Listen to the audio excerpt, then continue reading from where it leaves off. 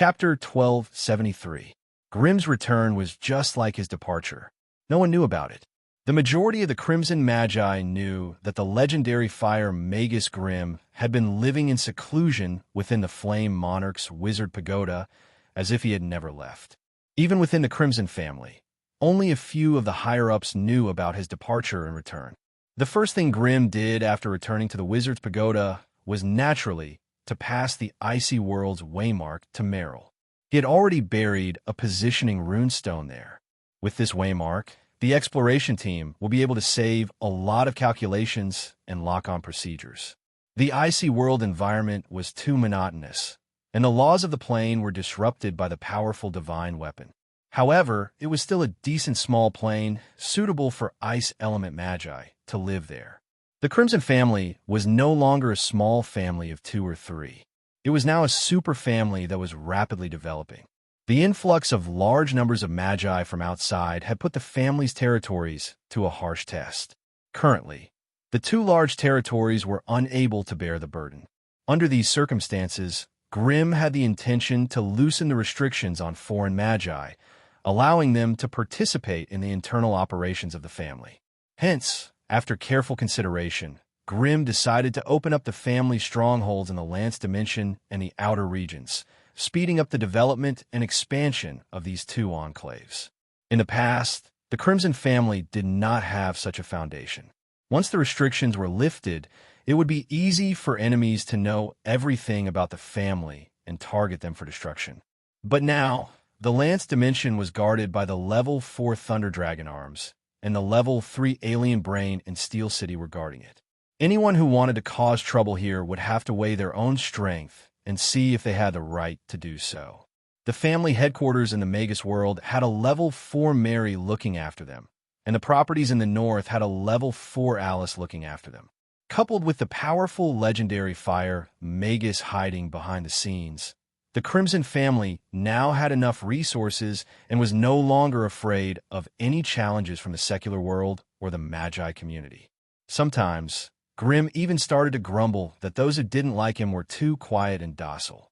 As for him, should he send someone to provoke them and make them lively again? The days without enemies were really depressing. During this trip to the Wizard Association, Grimm had seen another wizard organization that was developing together, and he was greatly touched.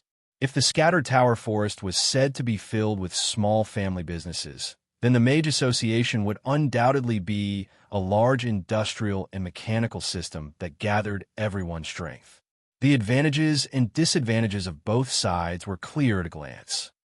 It was a miracle that the Scattered Tower Forest could survive for so long in the midst of the 3 major Magus organizations.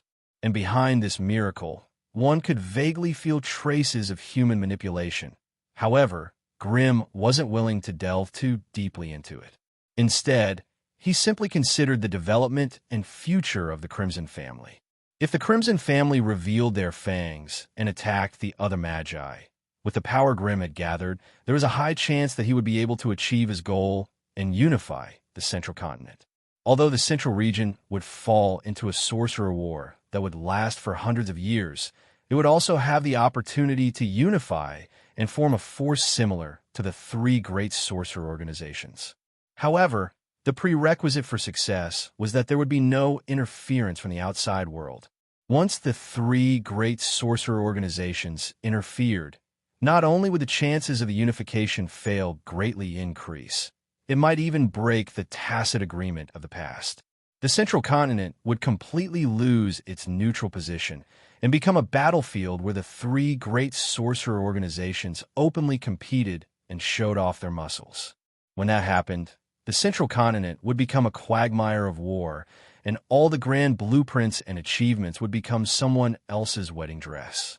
From this point of view, it was worth pondering the reason why the Wizard Association, which was the most powerful force, was so gentle to him and could even be considered friendly. Perhaps the Wizard Association, who had always wanted to infiltrate the Central Continent, had long since hoped that the Scattered Tower Forest would fall into chaos. If that happened, they would be able to protect their own interests and avoid the agreement that the three great sorcerer organizations had long since reached out to the Central Continent and send troops into the Central Continent. Thus, after considering all the factors, the idea of creating chaos in the Central Continent and then taking advantage of the chaos was not feasible. Since force was not going to work, they would have to use diplomacy. After careful consideration, Grimm, who had returned to the Wizard's Pagoda, took the opportunity to propose the establishment of a public wizard academy. There would only be more wizard academies in the scattered Tower Forest region of the Central Continent. If they really wanted to investigate, there would be at least 300 of them. However, their basic model was that of a contract. In other words, outsiders had to choose to join the academy and sign a service contract for a certain period of time before they could obtain the necessary knowledge and resources. Even the wizard academies that claimed to be public were the same. However, their target was not a wizard family or wizard faction, but the scattered Tower Forest Wizard Association. If they wanted to win the favor of the wandering wizards and independent wizards, they could only come up with better and more favorable conditions. Grimm's plan was to change the contract model to one that charged fees. The public wizard academy established by the Crimson family would no longer force outsiders to sign service contracts, but would instead sell knowledge and resources at a clear price. This would also weaken the resistance of the wandering wizards and independent wizards towards the academy. Moreover, the Crimson family had many grade 4 magi and powerhouses, using them as a golden signboard to recruit apprentices and conduct public classes every few days. This was something that many low-ranked magi did not even dare to dream of. Mary could support a large blood element. Alice could gain the favor of all the prophets. Gazruvi was suitable for the spirit element. Amelia was the best candidate for the plant element. Remy was definitely a poison element. Ganga was a magic element. Bliss was a mutant element. If they could capture arms to create the dragon element, add on the undead element created by the Lich and Grimm's fire element. To be honest, the appearance of so many high-level teachers would definitely cause a commotion in the academy. The wandering wizards and independent wizards would also flock to them. This was the attraction of knowledge, resources, and powerful wizards. It was also the choice of the wizards. Under these circumstances, even if some people were unwilling, they would not be able to point out the Crimson family's wrongdoing. If they dared to cause trouble, the Crimson family would take out the butcher's knife that they had hidden for a long time. The external factions could not possibly deprive the Crimson family of their right to protect themselves, right? However, for this idea to be realized, first, the family's golden name had to be attractive. Second, the family's knowledge and resources had to be sufficient. Third, they had to have a group of strong and obedient core members. The Crimson family basically had all these points. For the sake of this grand idea, Grimm began to talk to Alice and Mary. He also held countless secret meetings with the core members of the family, discussing every detail and every step of the establishment of a public wizard academy. Finally, after a year and a half of meticulous preparation, the Horton Academy was officially established in a place called Iron Forest City. Iron Forest City, Horton Academy. Ever since the eye-catching wizard tower was erected, the place had become lively and noisy. As the area of Iron Forest City was too small, the Horton Academy was chosen to be located by the Roy River, in a vast area surrounding the Horton Wizard Tower. There were lush and dense magic jungles, gloomy swamps with thick fog, huge mausoleums built underground, and magic machine towns that were filled with the roaring of furnaces all day long. The entire Horton Academy could be roughly divided into more than 10 different wizard divisions. The one with the title of Dean was the legendary fire wizard Grimm, who was rarely seen. He was also the head of the fire division. Beside Grimm, the names on the list of the divisions were all eye-catching, causing every wizard who came to investigate the new academy to tremble in fear. Blood Element, Division Head, Mary, Level 4, Division Heads, Soros, Level 3, Rother, Level 3, Division Mentors, ISA, Level 3, Spara, Level 3, Dolores, Level 3, Severus, Level 3, Winlier, Level 3. There were a total of 33 foreign professors and external mentors in the division, almost all of whom were high-level blood breeds above level 2. They were mainly active in the ancient Blood Castle, the Horton Wizard Tower, and the Serpent Bird Cliff. The internal members of the division chose to train in the Hyzen Plain and the Black Forest. Fire Element. Division Head. Grim, level 4. Division Heads. Sindar, level 3. Montague, level 3. Division Mentor. Braith. Shabini, level 2. Durbin. Psyche, level 2. Vincent. Gore, level 2. There were a total of 17 professors and mentors in the Fire Element division. Grim was only an honorary division head in name. All the specific matters were handled by the Flame Tiger, Sindar, and Montague, who was recommended by the Flame Tyrant. They were mainly active in the Horton Wizard Tower, the Flame Monarch, and the Lance Plane. They chose the Fire Elemental Plane as their training ground. Necromancy Element. Division Head. Kongnas, level 4. Division Heads. Retribution Knight Shattered, level 4. High-level Lichwall, level 4. Division Mentors. Lichgars, level 3. Undead Demonis Sealan, level 3. Zombie Lord Kents, level 2. It could be said that the entire necromancy element was supported by the high-level undead recommended by the Lich Kongnas. Wizards or apprentices who could study here had the opportunity to head to the Bone Plane to find wild undead suitable for them. Chapter 1274. Just as Grimm had predicted, the appearance of the Horton Sorcerer Academy caused an uproar in the Central Continent. There had never been a Sorcerer Academy that could gather so many high-grade sorcerers and powerful creatures from other planes. There had never been a Sorcerer Academy that could spread its learning and training grounds across more than 10 secondary planes. There had never been a Sorcerer Academy that could recruit students from the outside world without any restrictions.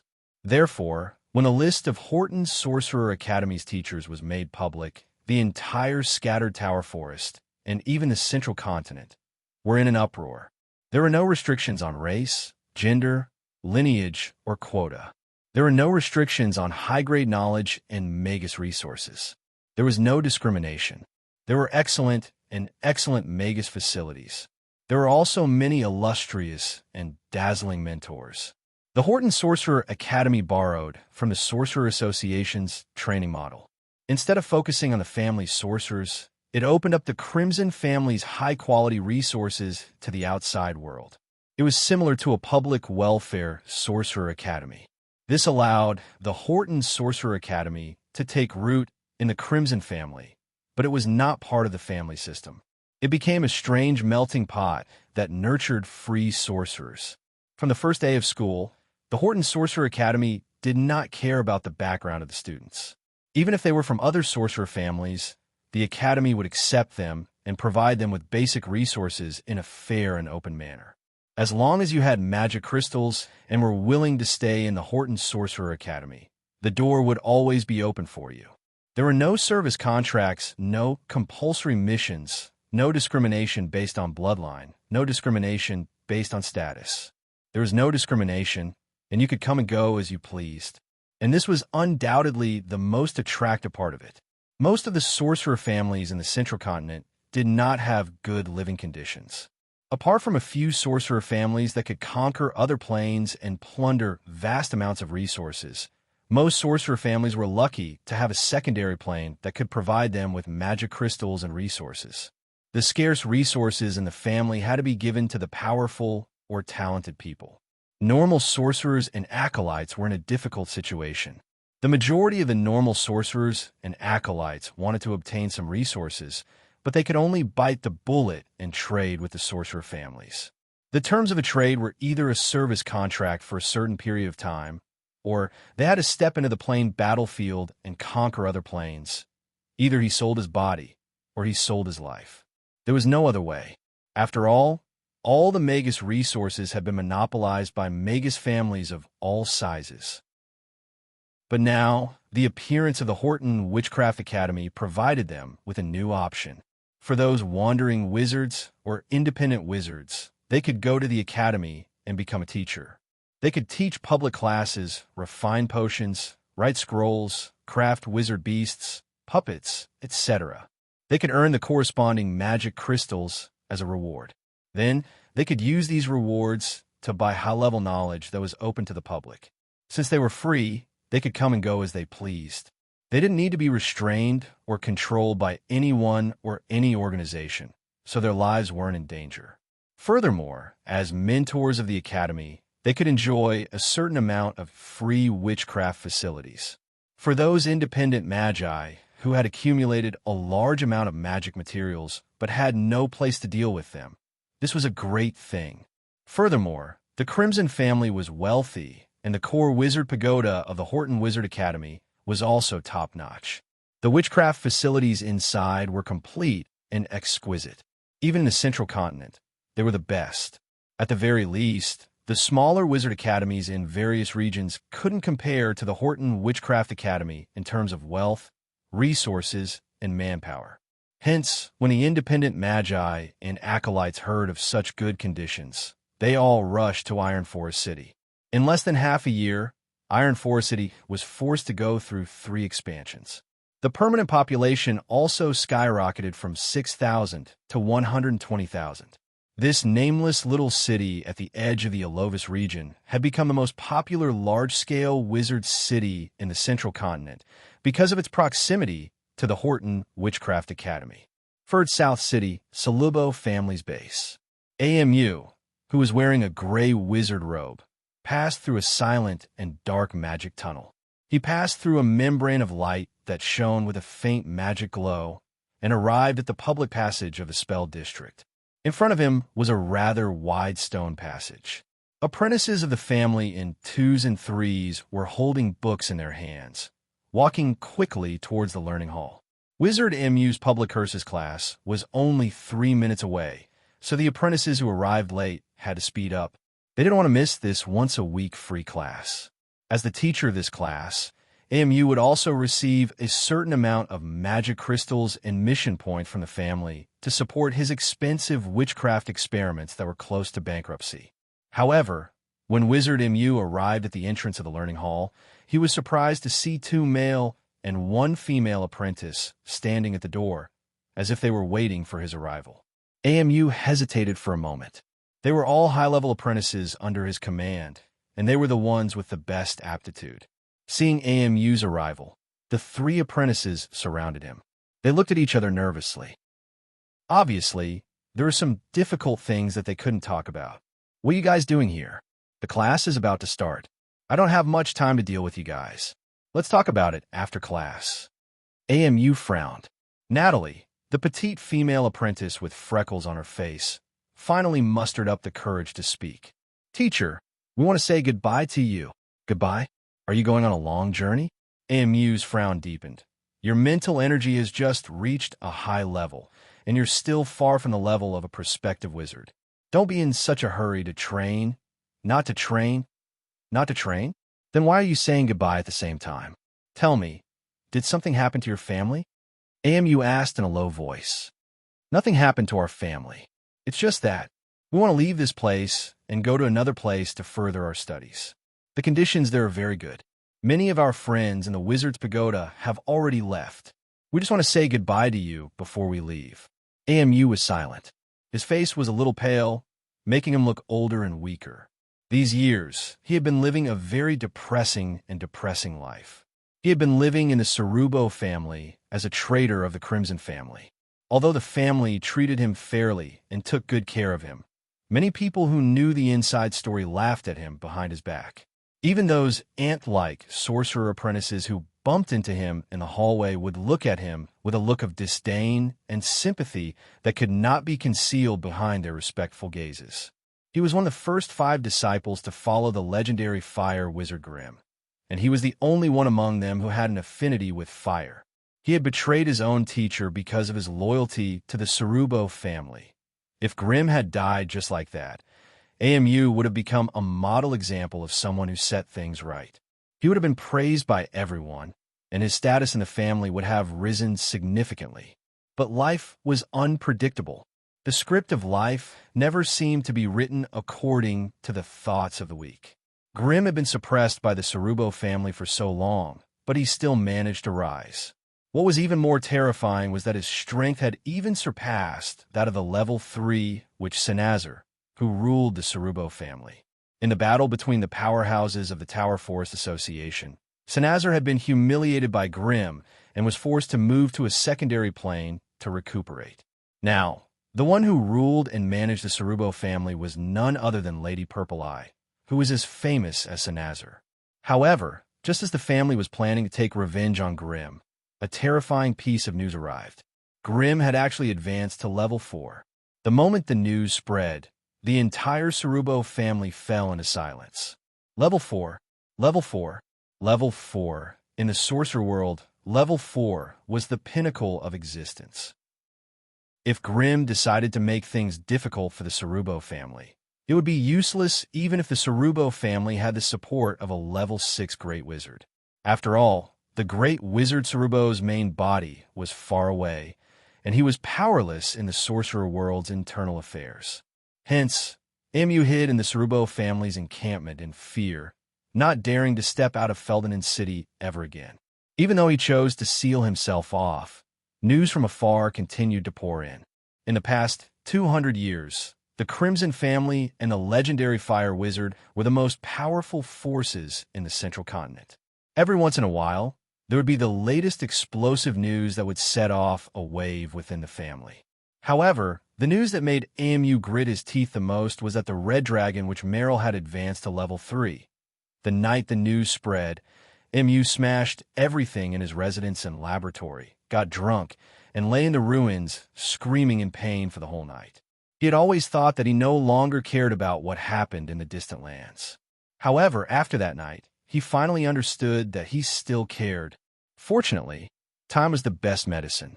Nearly 100 years of silence and busyness had allowed him to calm down once more, and he became the most hard-working and dedicated level 1 wizard in the Cerubo family. Indeed, more than 200 years had passed, and Amu's life was mostly over. Even when his appearance and body had deteriorated and aged, he was still an ordinary level 1 wizard. Today, he was stopped by 3 of his disciples who he had personally taught, saying that they wanted to bid him farewell. For some reason, Amu's heart told him that this might be related to that demonic fellow. A ferocious beast was roaring in Amu's heart. Amu clenched his teeth and asked gently with a smile, "Tell me, where did you guys go?" Natalie was speechless. In the end, another male acolyte, Ruther, mustered up the courage to speak. Horton Witchcraft Academy was established by the Crimson family. Crimson, it really is the Crimson family. It's that accursed name again. Did that demon cast some kind of curse on me? I'll be able to hear that damn name no matter where I hide. Mu could only feel a roar in his head. The last trace of blood on his face quickly faded, and he tasted a fishy sweetness in his mouth. His body swayed, and he used his hands to support himself against the wall. As the 3 acolytes screamed in fear, he slowly fell to the ground. Chapter 1275. Kethrin Castle, the Tower Forest Association's base.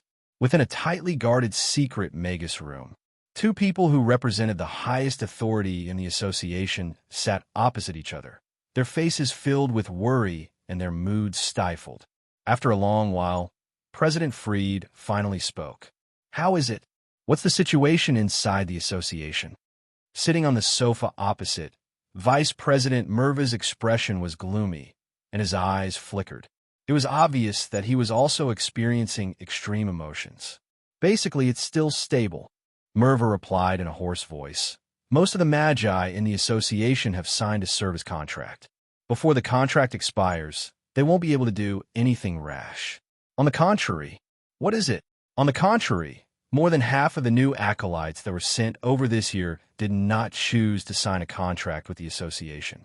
They seem to be waiting and waiting for the association to come up with even better conditions.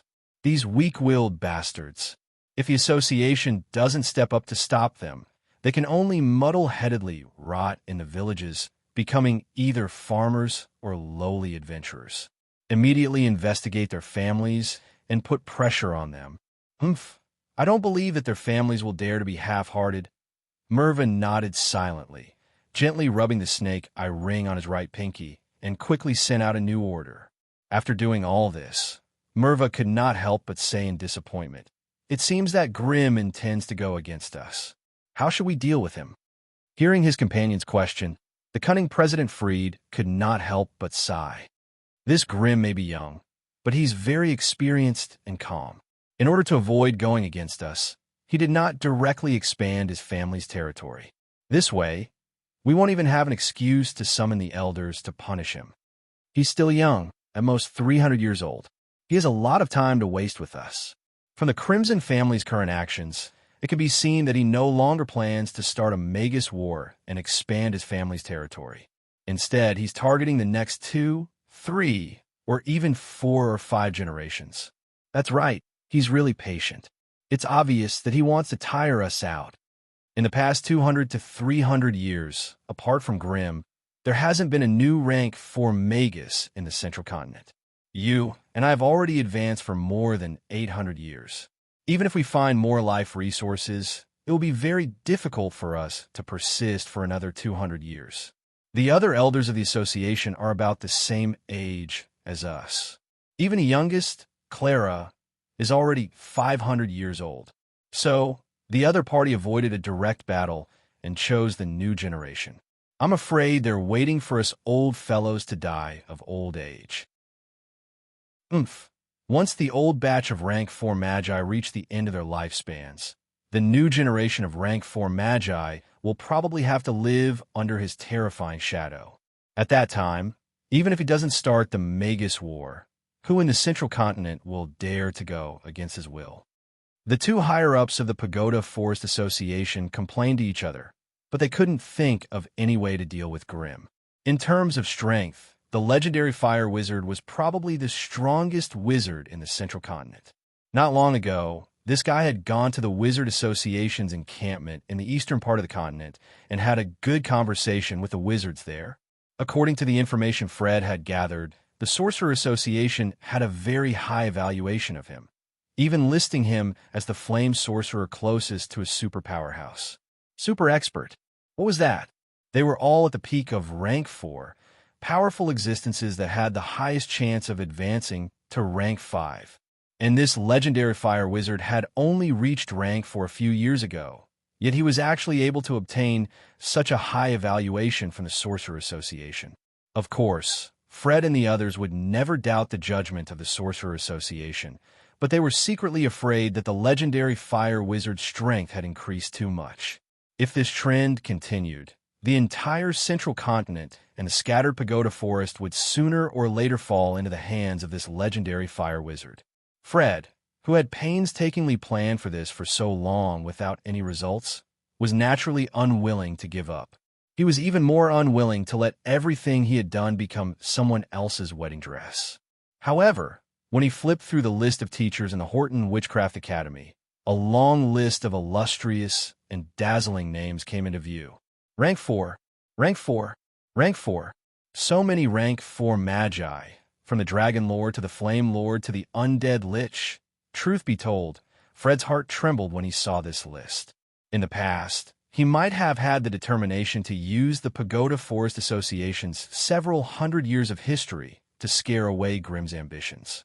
However, looking at the number of powerhouses that Grimm had roped in, and then looking at the 3 walnuts and 2 dates around him, the fighting spirit that had gathered in his heart had long since dissipated. For no reason, Fred felt an indescribable sense of sorrow and depression. His tense spirit suddenly relaxed, and he slowly collapsed on the soft sofa, a tear silently flowing from the corner of his wrinkled eyes. "We can't defeat him," Milva also sighed. "If we old fellows die, the entire Central Continent will fall into his hands. So in the next 1 or 200 years, I want to carefully nurture a few good seedlings in the family. Whether or not we can continue our legacy in the future will depend on them." Fred remained silent, not replying. Speaking of which, as an ancient family that had existed for thousands of years in the Central Continent, almost every Tier 4 Magus had thousands or even tens of thousands of descendants behind them. Tier 4 Magi were the heavens, and Tier 4 Magi were gods. As long as they existed, no one would dare to violate the survival rights of their clansmen and descendants. However, once they reached the end of their lifespan and died, the fate of the younger generation and clansmen who had been protected by them in the past would be worrying. Who didn't have enemies or enemies? Once the umbrella of protection was gone, those who had been suppressed for hundreds of years would take advantage of the situation to counterattack. In the best-case scenario, the family would decline, and in the worst-case scenario, the entire clan would be uprooted and killed. There were countless cases like this in the Magus world. Hence, most Tier 4 Magi who had no hope of advancing to rank 5 would think of ways to leave behind some life-saving methods for their family, or try their best to nurture a new powerhouse to continue the family's legacy. However, this was easier said than done, and it was extremely difficult to accomplish. First of all, they would never be willing to nurture the strongest Magus of the younger generation who were not of the direct bloodline of the family. Those who were not of the same clan would definitely have different intentions. No matter how talented these Magi were, the Tier 4 Magi would not be willing to nurture them. After all, after these fellows advanced to rank 4, they would definitely establish their own family and would definitely not treat the people of their old family as their own family. Hence, the only ones who could truly continue the family's legacy were the bloodline descendants of the Tier 4 Magi. However, in this way, the choices were undoubtedly much smaller. Among the bloodline descendants of Tier 4 Magi, those who had the potential to reach rank 4 were definitely rare.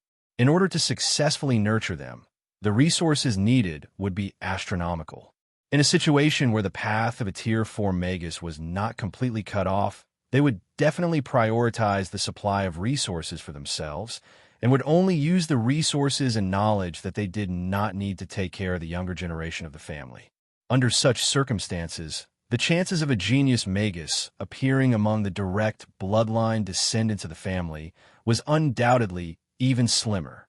Hence, there were simply too few examples of high-ranked Magi continuously appearing in a family and continuing the family's legacy. Most Magus families had their ups and downs. When they were at their peak, they were unrivaled, but when they were down and out, they were trapped in their own land, struggling to survive. There were even many Magus families that died halfway through, and not even a single bloodline descendant survived. Take President Fred, for example. The Sidmund family he belonged to had over 3,000 members, and those who had his direct bloodline numbered over 400. Among them, 127 had the talent to become a Magus, and only 2 were able to advance to rank 3 Magi. Even these 2 descendants who were at rank 3 did not have much value in nurturing them. This was because their innate talent and potential were insufficient, and they had relied on a large amount of resources to barely climb to their current level. However, among Fred's direct descendants, there was a granddaughter whose innate talent and potential were not bad. She was only 200 years old, yet she was already a high-rank 2 Magus. However, it was shockingly difficult to raise her to level 4 within 1 or 200 years. Hence, when he thought about the decline of his family after his death, Fred's heart could not help but twitch. He was very clear that if he offended Grimm now, the other party might not be able to do anything about it. However, once he passed away at the end of his lifespan, the clansmen and descendants he left behind would definitely suffer the bloody and terrifying devastation of Grimm. The Magus world was cruel and real. When he was around, everyone would give him face and treat the Sidmund family as an ancient and respectable Magus family. However, once he was gone, at that time, there would not be a single rank 4 Magus in the family to support them, and they would naturally be at the mercy of others. Fred raised his head and looked at Merva, his eyes filled with hesitation and pain. He knew that Merva's family was similar to his own, and it would be difficult to find a descendant who could handle the situation. A few years ago, Merva's grandson had not let him down, and had actually given birth to a little fellow with decent talent. However, he was only at the mid-rank 1 Magus, and wanting to raise him would be 100 times more difficult than raising his own granddaughter. Hence, the 2 of them, not to mention an heir, had the same headache and dilemma. It's impossible for us to continue fighting with Grimm. However, Clara and Alfred are still young and have 300 to 400 years to live. They won't be willing to be suppressed by the Crimson family, right? Maybe we should rope them in, Mervis said as he twirled his beard. Alfred, that fellow's Molten City has formed an alliance with the Crimson family and has made a lot of money from selling the rare underground ores. Don't expect him to come out and cause trouble. At the mention of the Molten City Lord, President Fred was filled with anger. However, he hesitated again. We can try to fight for Clara. Her family's territory is next to the Crimson family's, and she will definitely be under more pressure than us. If there's some friction between them, it might be able to suppress Grimm's arrogance. Hearing this, Merva's eyes brightened, and he could not help but sneer. Isn't that simple? I'll arrange it immediately, and guarantee that the two families will soon fight. Hee, with Clara leading the way, and Matthew, Nicholas, and Gaia, we can at least suppress the Crimson family's momentum and buy us more time to respond. Chapter 1276. Eastern part of the continent, overlooked tower. In a strange secret room on the top floor, the skinny Mustana was lying comfortably on his luxurious bed, snoring loudly. Inside this secret room, one could see luxurious furniture and furnishings everywhere, and the walls were hung with pictures of voluptuous women. The dining table in the corner of the wall was filled with a full set of gold and silver cutlery. Under the illumination of the bright witchcraft light, it reflected a misty and illusory glow. If an outsider accidentally entered this place, they would not believe that this was the residence of a rank 4 sorcerer. This was because the entire residence was filled with an extremely extravagant and decadent aura. It did not match the mysterious and powerful aura of a high-ranked sorcerer. Furthermore, he could not find any items related to witchcraft even after searching through the entire residence. Instead, he found some of the favorite little objects of the human nobles scattered all over the place. They were mixed in the luxurious and expensive silk undergarments, causing one's imagination to run wild. However, just as Mustana was sleeping soundly with a huge pillow with a picture of a Satsuma girl between his hands and feet, a ripple appeared in the air at a corner of the room. A strange eye of magic appeared and blinked its illusory eyes as it looked around the room curiously. The eye of magic looked illusory and real, but it actually existed in the air. It was like a blurry shadow the size of a fist, floating around the room as if it was extremely curious about everything in the room. Finally, its gaze landed on the ugly, naked Mustana who was sleeping soundly. The illusory eyeball moved closer and closer to him, taking in every detail of his body. It had to be said that Mustana was really ugly. There was not much flesh on his emaciated body. His loose, shriveled skin rested on top of his well-defined bones. From afar, he looked like a skeleton that was still breathing. His greenish-gray skin was covered with dark stripes. His chest, armpits, and feet, which should not have hair, were covered with messy, thick, black hair. On the contrary, his head, which should have been the most hairy, was only sparse, light yellow hair. As a Tier 4 prophet, Mustana obviously did not pay much attention to personal hygiene. His ugly body was covered in filth, and the entire room was filled with a horrible stench. Even though Mustana was in a deep sleep, the eye of magic was so close to him. Others might not be able to sense it, but he could not be more familiar with it. Mustana cursed as he woke up from his sleep. The first thing he saw when he opened his eyes was a pair of big, bright, and beautiful eyes. The pair of eyes were so large and clear that they occupied most of the visual space in front of him. He even had to lean back a few centimeters to see the magic eye floating in front of him. The pair of beautiful eyes stared at him silently through the eye of magic. "Bastard, it's you again, you brat." A string of vile curses came out of Mustana's withered, crooked mouth. He waved his arms with all his might in an attempt to drive the eye of magic away. Unfortunately, the eye of magic only retreated half a meter and moved to the side where Mustana's arms could not reach. It continued to peep at him. "Ugly, is this your bedroom? It's really ugly and stinky, just like your body." The eye of magic gently shook the void and emitted a strange, spiritual wave. You always say that you're a Tier 4 sorcerer, but why can't I find anything related to witchcraft or prophecy in your bedroom? Can you show me around your laboratory? I'm very interested in the various experiments of Tier 4 sorcerers. The eye of magic seemed to be pestering Mustana. The eye of magic floated around Mustana and scanned the surroundings while chatting with him casually. Mustana's ferocious face was filled with anger and helplessness. Be quiet. A beam of golden light shot out from Mustana's palm and destroyed the eye of magic in midair. However, as soon as the eye of magic dissipated, the void around it rippled again, and a new eye of magic appeared. Why did you destroy my eye of destiny? Don't you know that condensing it consumes the power of destiny?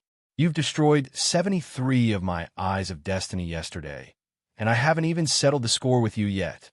Mustana's previous actions seemed to be useless against the fellow hiding in front of the Eye of Void. The moment the Eye of Magic appeared, it started to bombard Mustana with words. The dignified Tier 4 prophet was so annoyed that he tossed and turned on his bed, unable to fall asleep. Mustana struggled to climb out of the luxurious bed.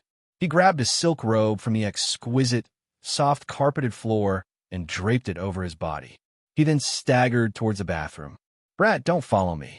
I'm going to take a bath. If you want to see an old man bathing, follow me. Mustana turned around and roared fiercely before entering the bathroom. This time, the threat seemed to have some effect.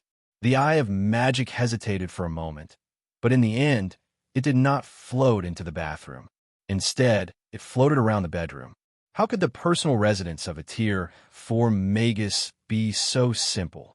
Although it looked luxurious and extravagant on the surface, it looked like the residence of a nouveau riche with no taste. However, in the cold interlayer of the walls, under the wooden floorboards, and on the ceiling where the huge crystal chandelier hung, there were countless protective spell formations. There were also obscure elemental waves in several hidden places in the bedroom. There were obviously hidden compartments and secret rooms that had been disguised and concealed. These hidden places were surrounded by layers of protective formations, which could isolate the detection of prophetic sorcery, as well as the infiltration of most extraordinary powers in the world. Unfortunately, the power contained in the Eye of Magic did not belong to the power of spells that were commonly seen in the secular world. It actually ignored the protective spells and moved around freely. After a few minutes, Mustana, who had just taken a hot bath, walked out of the bathroom feeling refreshed. He saw the Eye of Magic floating out of his secret room leisurely.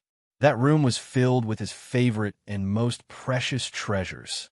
Mustana's face immediately contorted into a sinister expression. Ever since he had peeped on his colleague in the north, he had been inexplicably entangled by the Lady Destiny. She seemed to be doted on by the power of destiny, and had a way of controlling destiny that was difficult for outsiders to understand. She had unintentionally captured Mustana's Eye of Destiny, which he had created himself, and had mastered this ability without anyone teaching her. From then on, she had become a terrifying nightmare that Mustana could not get rid of. The Lady Destiny seemed to be very curious about this strange old man who had a strong power of destiny. She used the Eye of Destiny that only Mustana could control and began to follow him around the clock. She was there when Mustana was meditating. She was there when Mustana was divining. She was there when Mustana was eating. She was there when Mustana was sleeping. And she was there when Mustana was hiding in the secret room protected by the power of destiny. In short, Mustana's power of destiny could perfectly protect his colleague in the north, but it was completely ineffective against the Lady Destiny. Mustana had tried all kinds of protective measures, but he still could not prevent the overly curious Lady Destiny from peeping on him. For half a year, every day and every moment, this annoying eyeball floated beside him, watching his every move. He couldn't keep even the slightest bit of privacy. Moreover, he was the only one who could see this strange Eye of Magic. Other sorcerers, including the other Tier 4 sorcerers in the association, could not see it with their naked eyes. To be honest, Mustana had done this kind of peeping on others many times in the past. However, he had never encountered a situation like this Lady Destiny peeping on others for half a year. What was more terrifying was that even if Mustana destroyed the other party's Eye of Destiny, the other party could summon another one in an instant. It seemed that the power of Destiny had pampered this Lady Destiny too much. When she used the power of Destiny, she did not seem to be strained at all. It was as if she did not feel any burden at all when she used the power of Destiny. This was what made Mustana feel the most despair. "Brat, what do you want from me? Please, let me go. If I continue to be pestered by you, I will go crazy." Mustana immediately rushed over and grabbed the Eye of Magic. He put his face on it and roared loudly. "I told you long ago. You just have to teach me the Destiny spell that you know, and I will not pester you anymore. I have been begging Teacher Alice for a long time, but she refused to teach me even a single Destiny spell. She even said that I am the Lady Destiny, and that everything I want can only be obtained from Destiny. She must be too stingy to teach me. She even came up with so many excuses." Upon hearing that it was the Destiny spell, the pleading Mustana immediately changed his expression. He crushed his eyeball and turned to leave the room. After a while, a new eyeball floated behind him, and the sweet voice of the young lady could be heard from it. "Old man, you have destroyed another Eye of Destiny. If you continue to be so violent, I will broadcast my ugly naked body so that everyone around you can see your ugly side.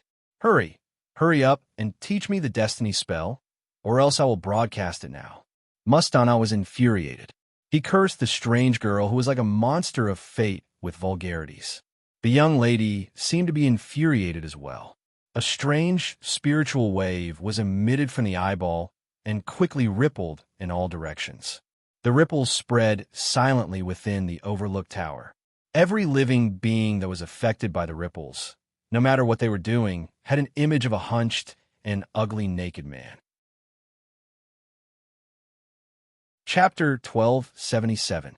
The Sky City, the Prophet's Tower. Even within the Silver Alliance, the Prophet's Tower was an unusually mysterious and taboo place. It was hardly known to outsiders, and there was only one special profession that could go in and out of it: the scroll scholars, who wore silver robes and held a thick book in their arms. The Prophet's Tower was an important place for the scroll scholars to observe the general trend of the world and record the secrets of the world. At this moment, on a small stone platform on the outskirts of the 7th floor of the Prophet's Tower, a strange old man wearing a plain white robe with an old and weak face and a pair of tortoiseshell glasses on the bridge of his nose was leaning against the railing and silently examining the sky city that was illuminated by the warm sun. After a long time, he retracted his gaze and turned to return to the inside of the tower. This was a magical secret room filled with a strong aura of knowledge. There were not many furnishings in the room, and it was filled with all kinds of strange books. All the books were stacked together against the wall, reaching the ceiling that was more than 10 meters high. They were scattered and crooked, and it was only because of the heavy weight of the books above that they did not collapse. Standing in the room and looking around, there were almost no other items other than books. There was a small desk that was more than half a meter high in the middle of the room, and there were also countless scrolls, books, and notes that were either open, half closed, or stacked together. There were also piles of books scattered on the path from where the old man stood to the small desk. Anyone who wanted to walk here would probably have to be careful, or else a careless mistake would cause a terrible collapse. With the old man's weak physique, it was obvious that he could not withstand such a disaster. Moreover, there was no lack of magic books that were flashing with the fluorescence of witchcraft among these scrolls.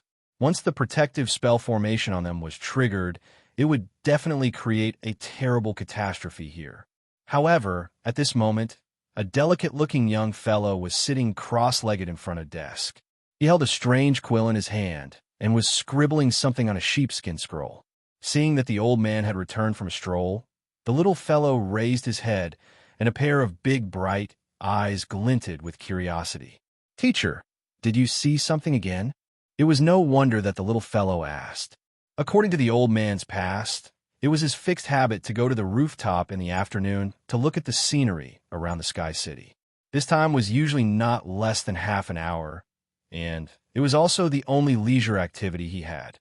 For the rest of the time, he lived in this sea of books, constantly writing and recording the major events that happened all over the world. Yes, this was one of the unique abilities of the scroll scholar. They were the witnesses of history. They were the recorders of history. Their naked eyes could see the mysterious events that happened somewhere in the plane from tens of millions of miles away. No matter how big or small these events were, without exception, they could deeply influence the future development of the entire world. Being a scroll scholar did not require advanced sorcery abilities. All they needed was a devout and convincing belief in fate. If the sorcerer world was the sorcerer world, then they were the sorcerer world's divine spellmasters. However, they didn't believe in a single champion, but the river of destiny that was hidden behind the scenes like a super complicated and incomparably precise machine that controlled everything. They were the servants and devout believers of the power of destiny. They never interfered with the operation of fate, but as humble servants, they used their own eyes and their own pens to observe and record all the major and minor events that affected the development of the entire sorcerer world. The places where they appeared often indicated that a major event that would deeply change the future direction of the world was about to take place there. They would use their paper and notes to record every historical moment of a genius sorcerer from birth to maturity, and then to the peak of glory, and then file them in detail and store them in the secret room of the Prophet's Tower. These documents, these secret scrolls, apart from the scroll scholars, even the chairman and deputy chairman of the Silver Alliance had no right to access them.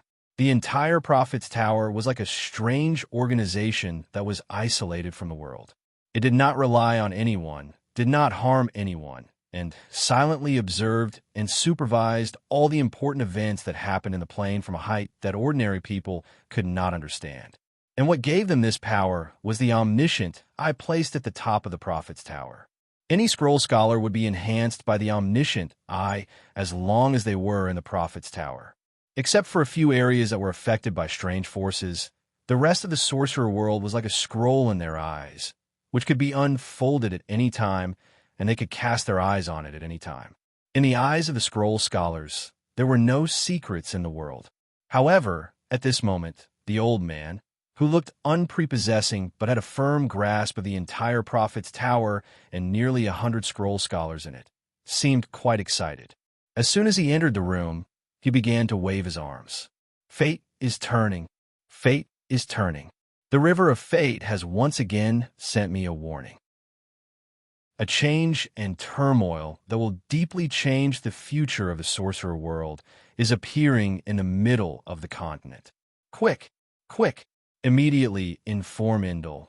I demand that all of his Eagle group must be dispatched, and everything that happens there must be recorded for me. It was the first time that the young scroll scholar saw his teacher so excited to the point of reaching a nervous level. He hurriedly brushed away the scroll that was being copied in front of him, took out a strange crystal from the depths of a pile of books beside him, placed it on the desk, and began to slowly rub and whisper. After a moment, light and shadow swayed in mid-air in the study room, and the shadow of a middle-aged man with a calm and determined face emerged. On the robe on his chest was a badge engraved with a scroll and a quill, and in the middle of his forehead was a magic pattern of a strange eyeball. That was the mark of the all-seeing eye. Pagoda Lord, why did you summon me so urgently? Has something happened? The newcomer bowed to the old man with a confused expression. Indal, dispatch all of your Eagle group to the middle of the continent immediately. There, in a place called Iron Forest City, something big is happening. I want you to observe closely and record everything that happens there. All of the Eagle group? The middle-aged man raised his head in surprise, but he immediately nodded and said, Understood, sir. I'll give the order immediately. I'll head there personally and preside over everything. I won't let you down. It's good that you understand. Remember, the main thread of fate is always hidden in all sorts of strange events. Your mission is to uncover the true main thread of fate, and carefully observe and record how fate affects the future through people and events one by one. In particular, you must find the individual that is driving the main thread of fate.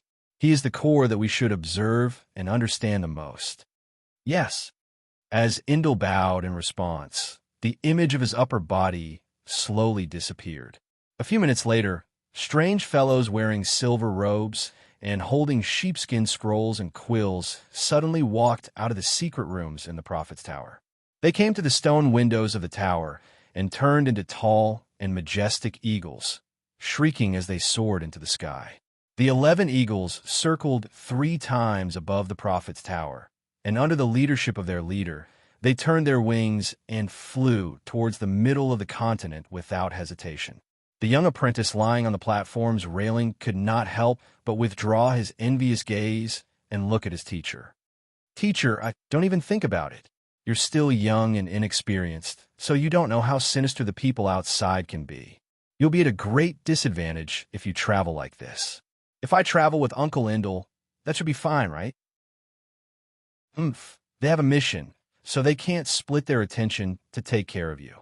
Besides, how many archives of the continent have you read? Upon hearing the old man mention this, the young apprentice immediately felt a headache. "Teacher, the archives of the history of the continent alone fill up 300 secret rooms. I only reached year 31428 of the sorcerer calendar. That means you only understand the history of the continent for more than 1,500 years. There's still more than 30,000 years waiting for you to read. Before you finish reading the entire continent's history and become a true scroll scholar, I won't let you travel." After hearing the old man's answer, the young apprentice's facial muscles could not help but twitch violently. He spent a whole 2 years studying the ancient scrolls day and night, and only then did he grasp the development and changes of the continent in the past 1,000 years. But to extend the historical process to 30,000 years ago, including the development of the 3 major sorcerer organizations, the terrifying amount of reading was enough to make one despair. Thornk, this is the basic skill of a scroll scholar. If you don't grind away the anxiety and laziness of human nature in the vast sea of scrolls, you won't be able to hold that quill steadily. Every scholar who walks out of the Prophet's Tower represents the omniscient eye and is a trustworthy partner. But you're still far from that. Then, teacher, if there are apprentices who can't handle this complicated and boring life and want to give up halfway, what will happen to them? Thornk's eyes flickered. What kind of place is the Prophet's Tower? No one can take away the secrets of the world from here. If you can't become a scroll scholar, the moment you give up, everything in your mind will disappear. Saying this, the old man leaned on his staff and gazed into the distance outside the window. He said leisurely, "No one can take away the secrets here. They are fated to belong here." The young Thornk wiped the cold sweat off his forehead, calmed his mind, and bowed to the old man. He then returned to the wooden table and immersed himself in reading and recording. At the top of the tower, a strange eye flickering with golden luster was tirelessly gazing into the distance. Chapter 1278. Silver Alliance, Sky City. As one of the core areas above Sky City, the Prophet's Tower's every move naturally affected the higher-ups of the Silver Alliance. In less than a quarter of an hour, the news of the Eagle Group's mobilization was placed on the table of the chairman of the Alliance, and his expression gradually turned solemn. Although the chairman of the Alliance, Salvini, still maintained his human form, his skin showed a pale gold color similar to softened metal. His every move was a little sluggish, and from time to time, there was a strange sound of magic machinery operating in his body. As the highest-ranking mechanical wizard, the chairman of the Alliance, Salvini's mechanical transformation of his body had reached an astonishing level. Rather than calling him a mechanical magus, it would be more accurate to say that he was a strange metallic life form. Eagle Group, all members dispatched. Salvini spread out the sheepskin scroll with his stiff fingers and slowly read the report that slowly emerged on it. Those old-fashioned guys in the Prophet's Tower, every time we apply to access the information inside, they always make excuses. It's not that the secrets of the Order cannot be leaked. It's that the information we access is too sensitive, and our people return empty-handed every time. The Alliance provides them with so many magical crystals every year, but they are not willing to contribute at all. How outrageous! Next to him, the deputy chairman of the Alliance, Maloney, who had also transformed himself into a hodgepodge of strange magical machinery, complained bitterly. Salvini shook his head and smiled bitterly. Don't complain. Although both of us belong to the higher-ups of the Alliance and are in charge of the entire Sky City, on the surface, we seem to have boundless glory. But we know in our hearts that this is all fake. At least, the three most important places in Sky City, the Prophet's Tower, the Whirlpool Tower, and the Obelisk, are not in our control. If it weren't for the elders fighting for it, I'm afraid we wouldn't even be able to touch the mechanical secret realm. Maloney, the deputy chairman, was still a little indignant. He gritted his teeth and said, "Why don't we suspend the magical crystal support of the Prophet's Tower and force them to make concessions?" Hearing this bad idea, Salvini shook his head even faster. The Prophet's Tower is a mysterious place left behind by the elders in the Alliance, and it is completely not controlled and managed by the Alliance Council. Do you know that when the previous speaker handed over the responsibility to me, he repeatedly reminded me that the supply of resources to the few secret places could not be cut off, and that we had to interfere with their operations in any way we could? It was Maloney's first time hearing this news. He was stunned and stammered. Then he means, the old chairman has made his intentions very clear. The most important thing in this Sky Castle is not us, nor is it those outside, but these secret places.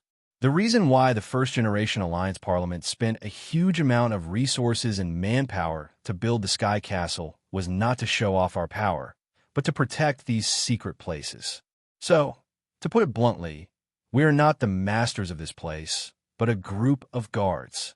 There was an awkward silence and speechlessness. After a long time, Deputy Chairman Maloney spoke again. Then what do you think of this matter? Those scholars have always been secretive and tight-lipped. The only thing that can pique their interest is the major events happening in various parts of the plane, the kind that can affect the development of the entire plane. So, they've mobilized a large number of people this time. Something big must have happened. By the way, have you figured out where they're going?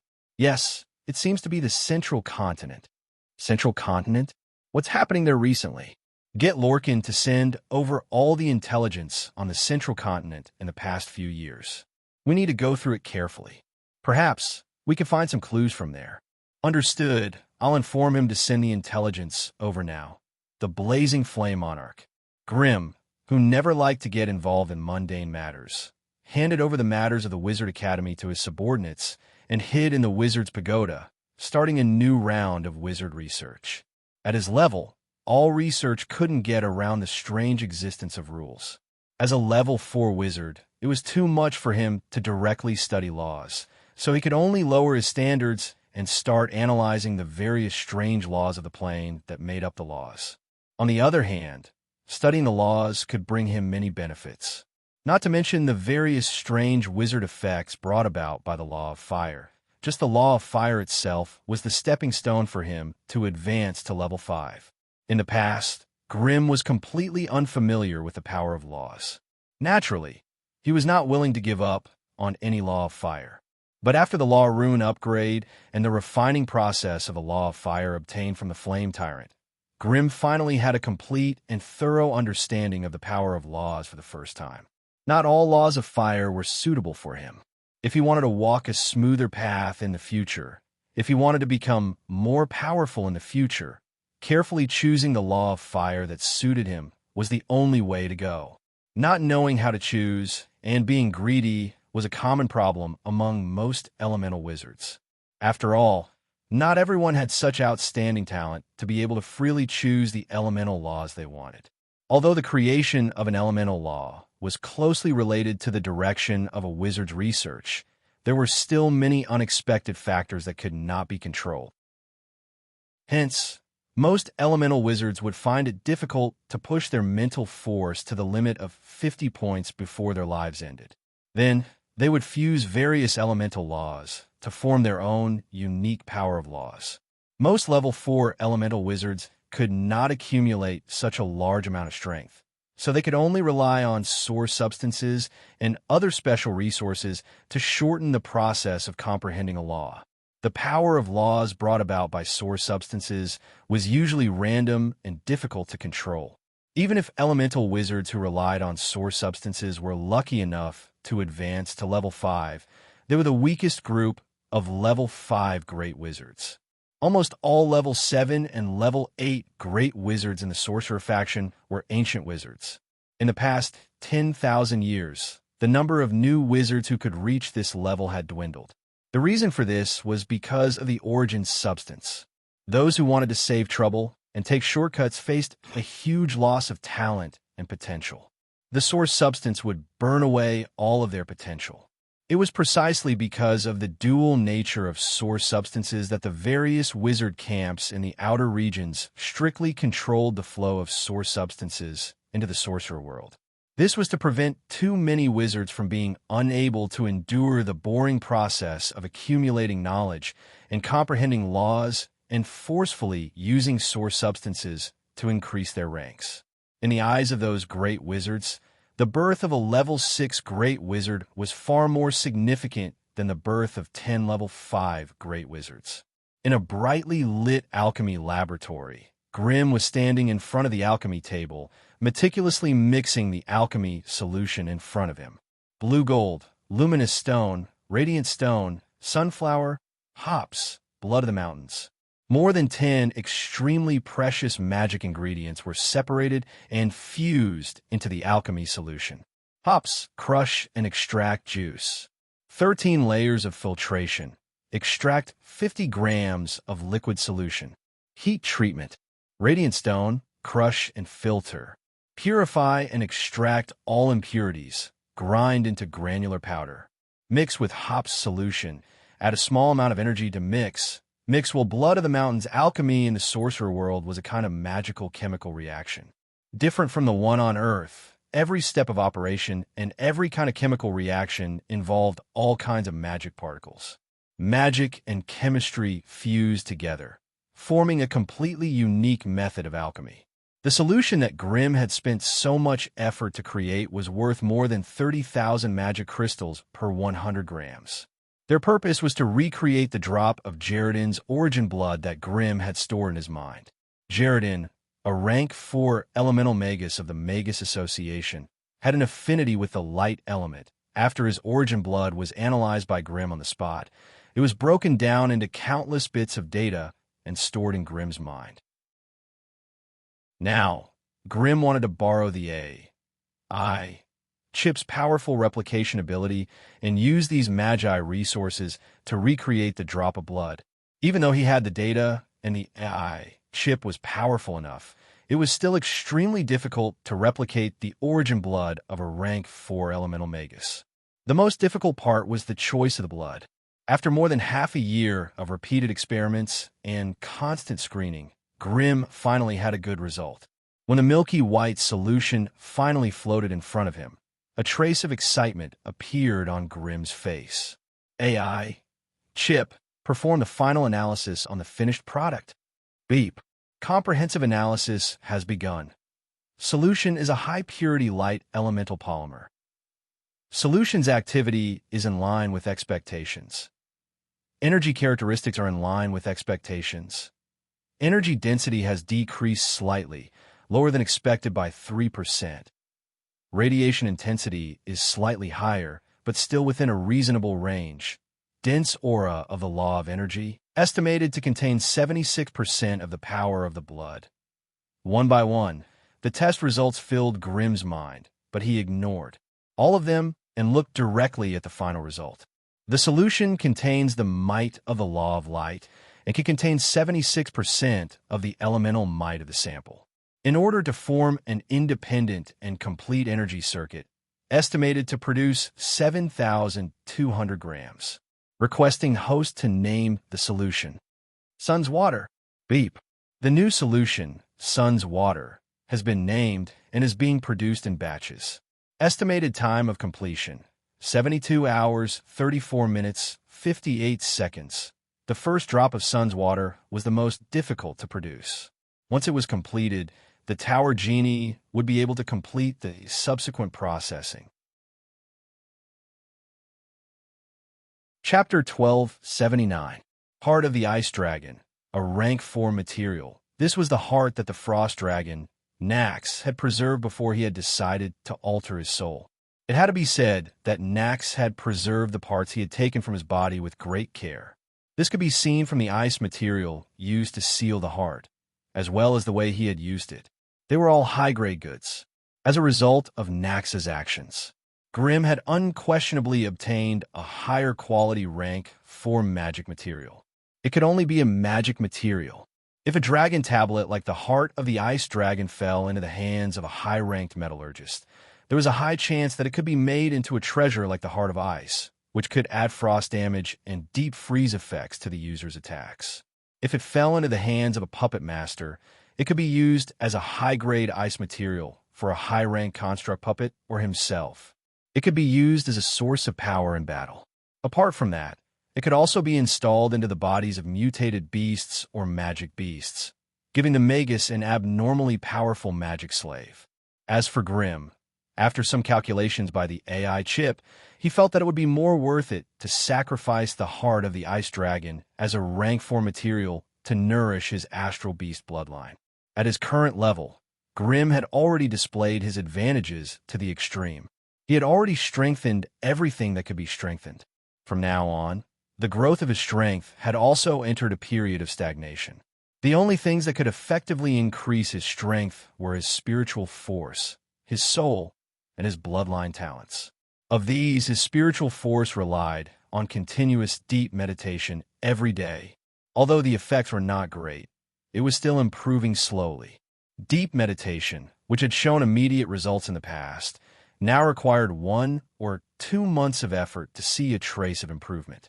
However, with the help of the Book of Darkness, Grimm could rely on continuous reading outside of meditation to increase his spiritual force. In this aspect, his rate of improvement was undoubtedly tens of times that of ordinary rank 4 magi.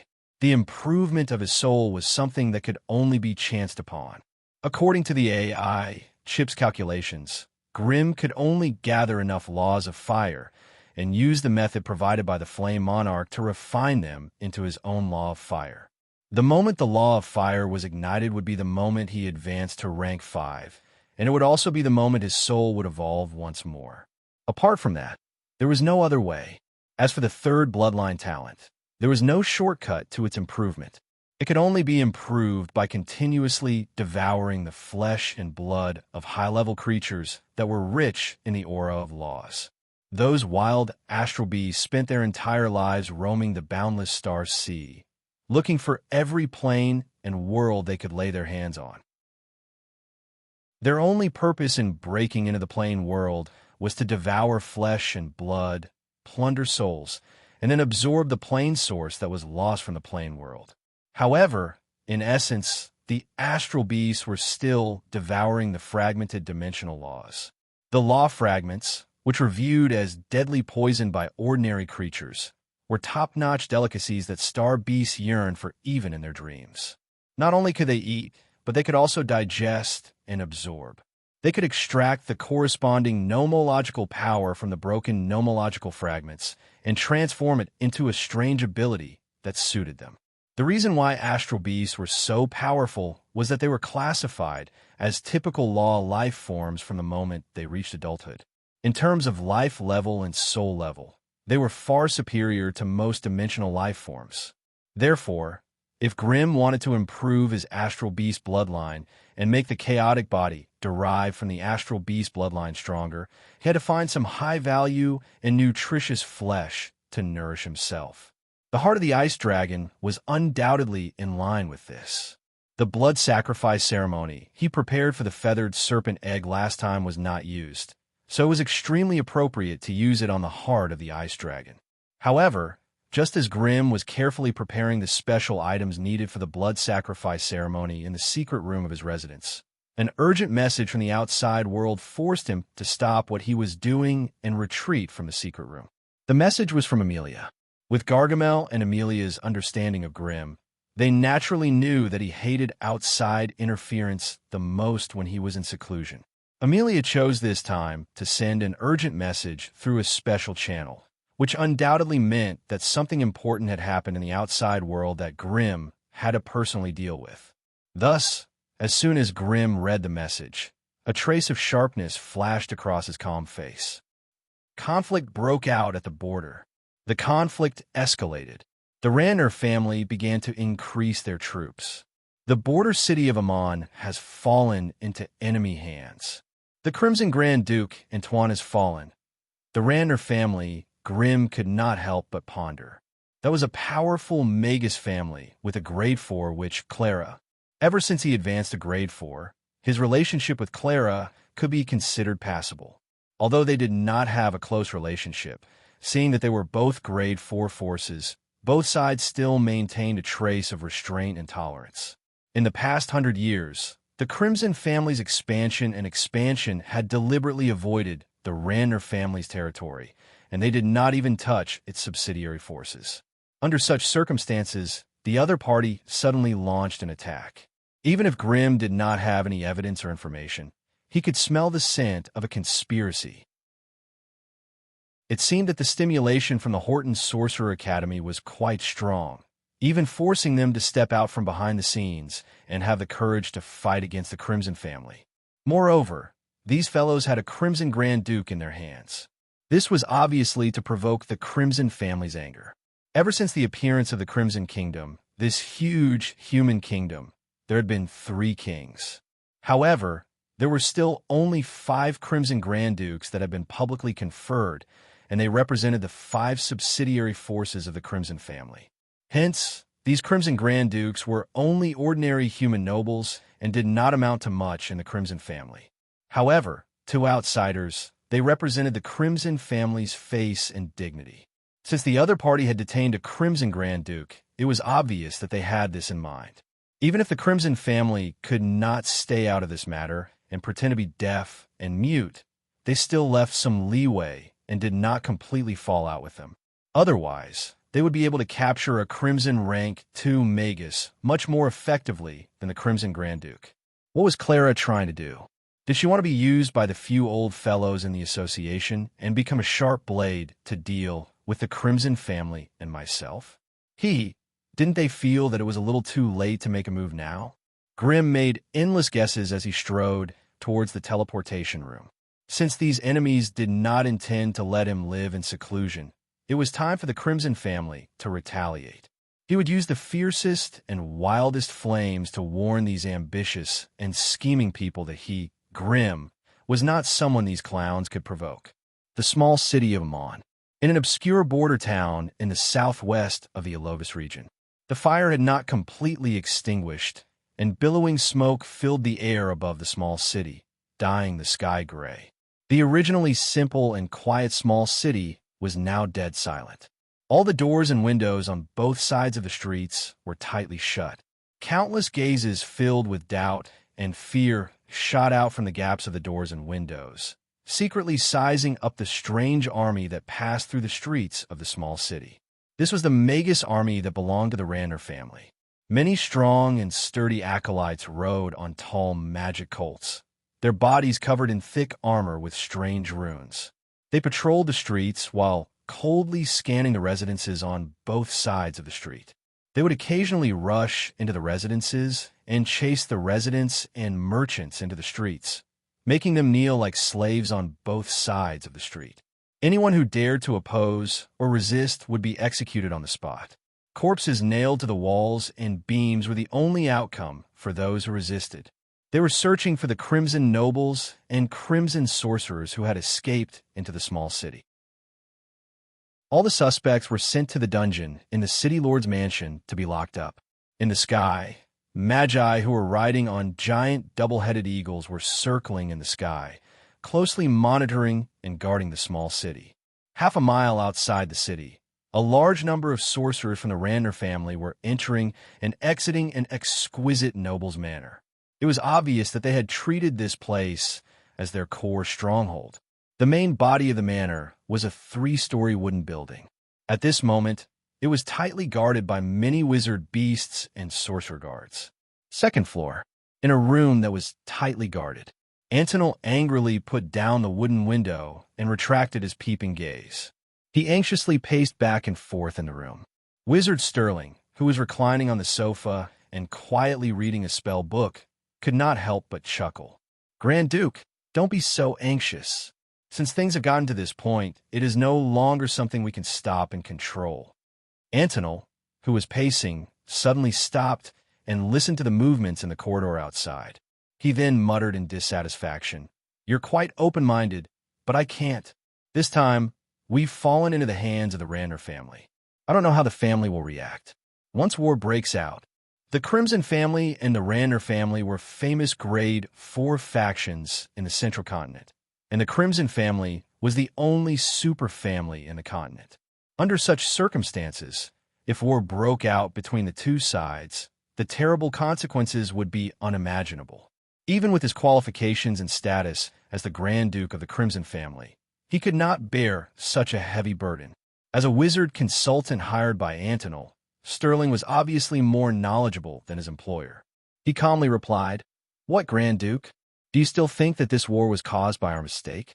Is there any other reason?" Sterling chuckled in a low voice. "You really think too highly of yourself and me. To tell you the truth, even if you and I were to join forces, we would not have the qualifications to start such a war between sorcerers. This is a war between sorcerers, not a territorial war in the secular world. The main body of this war is not you and me, but..." At this point, Sterling closed his mouth. His gaze passed through the walls and the manor and cast towards the northeast. Chapter 1280. A black 4-wheeled carriage slowly drove into the Black Rose Manor. The wooden wheels of the carriage rolled over the fine gray pebbles, producing a clear rustling sound. After passing through a 100-meter-long gravel path and turning past a circular fountain that had already dried up, the carriage slowly stopped in front of the main 3-story building. More than 10 people dressed in either gray, white, or black robes were already waiting by the stone steps, bowing to the beautiful young woman who got out of the carriage. This was a beautiful woman with outstanding looks and an impressive figure. Her pale blonde hair made her face look as round and translucent as ivory. Below her slightly prominent nose, her deep purple lips flickered with a bewitching luster. Her eyes that were as beautiful as cats' eye reflected a gorgeous luster under the light, appearing unusually deep and eye-catching. As a rank 3 spirit warlock of the Ranner family, she did not drape her robes. Instead, she wore a pure black evening gown like a noble lady. The 2 snow-white lumps in front of her chest were extremely glaring, and an exquisite chest flower inlaid with fine diamonds was pinned at the top. White embroidered silk gloves were held in her hands, and her fingers that were as fair as onion tubes seemed so delicate and delicate. "Welcome, Marilyn. Lady Mona. Welcome, welcome." Hearing the other party's uneven welcome speech, the beautiful young woman straightened her body and swept her gaze across everyone before landing on the small building behind them. She released a large amount of spiritual force, and in an instant, everything in the small building, as well as the interior of the Black Rose Manor, entered her mind. The beautiful young woman could not help but frown slightly. However, this action of frowning and sighing was so charming and moving when it was done by her. The tens of low-ranked magi present, regardless of gender, could not help but secretly swallow their saliva. Once again, they experienced the feeling of their lips being parched and their hearts being shaken. A few rank 1 magi even forced themselves to lower their heads and use magic to protect their minds. Only then did they resist the terrifying urge to rush over and kneel in front of her to pledge their loyalty. Why are the facilities here so crude? That Grand Duke can't have such bad taste, can he? The young, beautiful woman couldn't help but complain after looking around. Can't you change to a better base? Do you want me to spend the night in such a crude place? Hearing the woman's question, the leader of the rank 2 magi took a step forward and replied with his head lowered. My lady, choosing this place was not our idea. It was Lord Jia Luo's decision. Jia Luo. Jia Luo. It's that bastard again. Can't he just let me have a good time? He complained angrily. Marilyn? Meng Na walked into the building with light steps. Many sorcerers from various families crowded around him like stars surrounding the moon. After taking their seats in the hall on the first floor of the small building, Marilyn Mandelson sat down. Meng Na finally asked, "Where's Jia Lu? Shouldn't he be overseeing things here?" The leader of the group stood up. Sir Jia Luo was originally here, but 2 days ago he suddenly received orders from the family headquarters, and he left with all the dripping bloodpike troops. Which troops are left guarding this place? Ever since we entered the Alobis region, we've been constantly ambushed by the Crimson Magi. The Harpist troops are currently facing off against the Crimson family's magical army 100 miles to the east. The Toy Box troops are attacking Los Hen City from the southeast. That place is guarded by the Crimson family's wizard pagoda, and it'll be difficult to take it down in a short period of time. The Rock Dragon troops have been sent to the north. I heard that Amelia of the Crimson family has already arrived at Cold Mountain City. Nonsense. Half of these arrangements were personally signed by me. How could I not know? What I'm asking is, what other forces are guarding this damn manor? Only the 2nd Wizard Beast Troop and our 7th Magus team. The other troops are already fighting with the Crimson family's forces. According to the basic strength of the Ranner family, a Wizard Beast Troop meant tens of thousands of Wizard Beasts of various ranks, while a team of Magi meant 15 low-ranked Magi of various ranks. To be honest, using tens of thousands of Wizard Beasts and 15 Magi to guard a lousy manor of a human noble was a waste of strength. However, considering the fact that the Crimson Duke was imprisoned here, this bit of defensive strength was necessary. No matter how glorious and prestigious a human noble was, in the eyes of a magus, he was nothing more than a dog wagging its tail and begging for mercy. Originally, the Ranner family would not treat him so seriously. A dog would always be a dog and would never receive the respect and equal treatment of Magi. However, once the dog's name was added with the word Crimson, even the arrogant Ranner family had to treat him seriously, not daring to treat him lightly. After all, within the Crimson family, there were only 5 lackeys with the title of the Crimson Duke. Under such circumstances, the status of the Crimson Duke was even higher than that of a regular Grade 1 Magus, and could be compared to those Grade 2 Magi. Of course, this was only glory and status on the surface. In reality, it was obvious who was more important. The title of the Crimson Duke could be given to anyone, but he was still just a regular person. On the other hand, a Grade 2 Magus was the real deal and possessed strength that normal people could not hope to attain. However, at this moment, the fact that the Ranner family had a Crimson Duke in their hands was equivalent to giving the Crimson family a hard slap in the face. The Crimson family would either have to rescue him or capture a high-ranked Magus from the Ranner family. Otherwise, they would lose face. And this, to the rising Crimson family, was precisely the most unbearable. "Only the Wizard Beast troops and you?" Marilyn asked. Minna could not help but furrow her brows. "My lord, there shouldn't be a problem." The Grade 2 Magus in the lead was surprised. "It's just a human noble and his Grade 1 Magus consultant. Is this bit of protection not enough?" "For you know, this Crimson Duke is nothing in normal times. But at this time when the conflict between the two families is escalating, he represents the Crimson family's face. The other party will definitely send someone to rescue him.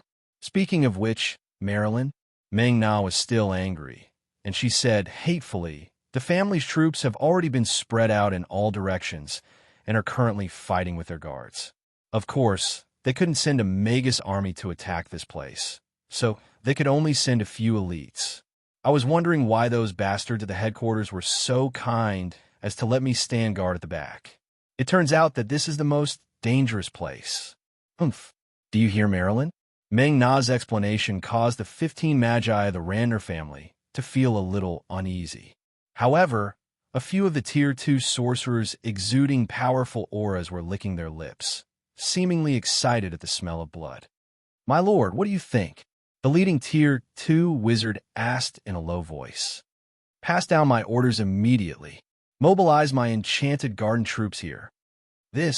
Sir, this order seems to conflict with the headquarters deployment. What if the headquarters? My spirit force can only be unleashed to its peak with their help. Those bastards from the headquarters are well aware of this. Just like that, I sent my orders back and had the troops from the Garden of Enchanted Dreams rush here through the night. If those bastards dare to refuse, don't blame me for abandoning everything here. Yes, I'll contact the headquarters right away. Hearing the rank 3 female Magus's cold reply, the male Magus hurriedly bowed his head in acknowledgement, beads of perspiration visible on his forehead. "All right, all of you can go make arrangements and rest." "Right, send that Magus advisor to the Grand Duke to my room. Let me see if there's any useful information in his mind." Yes, this was a quiet and secluded large valley. The ancient trees in the forest were tall and vigorous, and their huge canopies were like umbrellas that covered a large area of an acre. The surroundings were filled with tall mountains and ravines, and the sounds of birds and insects were endless. Asterisk, buzz, buzz, asterisk. Suddenly, a strange sound came from the sky. Following that, 3 metal eyeballs the size of a human head flew over the sea of trees, leaving faint blue streaks in the air that slowly dissipated. When they neared the valley, one of the metal eyeballs hovered in the air and scanned the surroundings. The remaining 2 eyeballs drilled into the jungle, moving up and down agilely among the ancient tree branches and thorny vines that were like a maze. Beams of light blue light shot in all directions, scanning for any suspicious signs. The small animals in the forest immediately hid in their nests, and the forest that had been filled with birds and insects just a moment ago became deathly silent. All the animals, plants, and insects held their breaths, not daring to show their heads or make any noise. The eyeballs passed through the forest and did not find anything out of the ordinary, so they rose back into the sky. A moment later, the 3 eyeballs gathered together and flew towards the nearby forest in a triangular formation. When the eyeballs completely disappeared from sight, a large group of magi riding magic colts tore through the illusory barrier and revealed themselves. The one leading them was the rank 3 Magus face splitter Garo, whose face was covered in stitches and looked as if it had been shattered.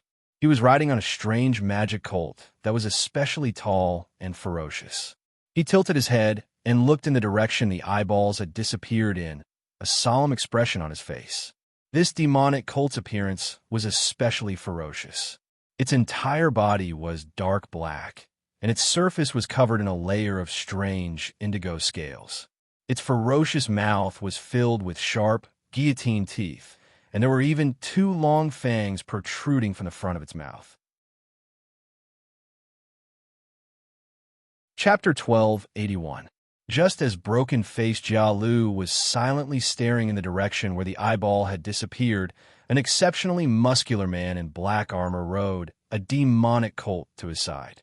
The 2 ferocious demonic colts came together, but not only did they not show any signs of intimacy, they even neighed at each other and bent down to make threatening gestures. After all the demonic colts were created using spells. Just from their appearances, one could see the shadows of great earth lions, shadow leopards, unicorns, and many other magical beasts. Due to their complicated origins and chaotic life force, they were almost all males and could not reproduce on their own. They only had a short lifespan of 10 years and were considered a cheap type of mass-produced wizard beasts. However, being cheap did not mean being weak here. Due to their short lifespans, all the violent factors and battle potential in their bodies had been stimulated to the limit by spells. As a result, they were even wilder and more tyrannical. Broken-faced Jia Lu carried the strange demonic sword on his back. He stretched out his large hand and lightly tapped the demonic colt's head, hissing, "Lower your voice. If you alert the enemy's scouts, I'll roast the 2 of you and eat you." Although his words were light, there was a terrifying majesty in them that could not be ignored. The two demonic colts immediately lowered their bodies, no longer looking as violent and savage as before. "Boss, do you think our sneak attack will succeed?" The brawny man in black armor was also a physique refinement sorcerer. His muscles were so strong that they almost burst through his black armor. There was also a long scar on his cheek, but it was not removed. Instead, it gave him an increasingly fierce and cruel aura. However, in front of broken-faced Jia Lu, he was as docile as a rabbit, his face full of smiles and fawning. "That's not something you should be concerned about." Broken-faced Jia Lu's cold words made the other party swallow his words. But he immediately reminded him in a low voice, "The Swamp of Sorrows we're raiding this time is their forbidden area. I heard that the giant shiitake mushrooms are grown there." Hearing this, the muscular man in black armor was overjoyed. He stuck out his long, scarlet tongue and licked his dry lips, his face full of excitement. Giant shiitake mushrooms. They were the most popular top-grade resource in the central continent during this period of time. It was said that this special mushroom, which originated from another plane, could effectively enhance a magus physique. On average, high-grade wizards could gain around 1 point, while mid-grade wizards could gain 2 points. As for low-ranking wizards, so far, no low-ranking wizard has ever been lucky enough to obtain such top-notch resources. The black-armored brawny man, who was originally only at the elementary level of grade 3, thought that he would never be able to see such a good item in his lifetime, but who knew that the family's ambush mission this time was to plunder and destroy the Crimson family's secret forbidden area, the Swamp of Sorrows. In that case, if he was lucky, even he, the deputy chief of the Dripping Blood Spear, might be able to obtain some decent spoils of war. At this thought, the black-armored man licked his lips even more frequently. "Be careful. Our operation this time might not go smoothly. If you meet those famous fellows from the Crimson family." At this point, broken-faced Jia Luo could not help but narrow his eyes. "Good luck." "Don't worry, I have you here." The black-armored brawny man still did not seem to care. "Leader, you are a peak grade 3 existence. Although the Crimson family has many grade 3 existences, I have never heard of anyone who can compare to you." Broken-faced Jia Luo shook his head sadly. "Rumors can't be trusted. If the rumor is true, how could I have been defeated by that Grim?" We mentioned Grim's name. Jia Luo almost squeezed it out through his teeth. Although 100 years had passed, he was still brooding over it. That opportunity was probably the closest he had ever been to reaching grade 4. Without the source substance, he could only rely on his innate bloodline to slowly accumulate the energy to advance. The difficulty and risks involved were not something that outsiders could understand. "Leader, don't worry. There aren't many monsters like that legendary fire magus." Perhaps, just as the black-armored brawny man was speaking confidently, there was a sudden commotion among the demonic colts scattered throughout the forest. The commotion became more and more intense, and there were signs that a riot was about to happen. "What are you doing? You bastards! Don't you know that we are on an undercover mission? What are you doing?" The black-armored brawny man hurriedly shouted in a low voice. "Insect! Insect! Leader, there are insects!" Hearing the frightened cries of the demonic cult knights, broken-faced Jia Luo's heart sank. The Dripping Blood Spear team was a team of magi that he had personally formed. All the members had the strength of an official magus. The captains of the team had the basic strength of a grade 2 magus. As for the captain, he was at the peak of grade 3, while the vice-captain was at the beginning of grade 3. With such a powerful troop of demonic cults, they would not panic even if they were thrown into a horde of monsters. Even if they were in a perilous situation, they would not feel the slightest panic or fear. They would use their spears and swords to carve out a path of blood, only stopping when the heads of their enemies were hung by their saddles. Would such a powerful troop of demonic cults be afraid of mere insects?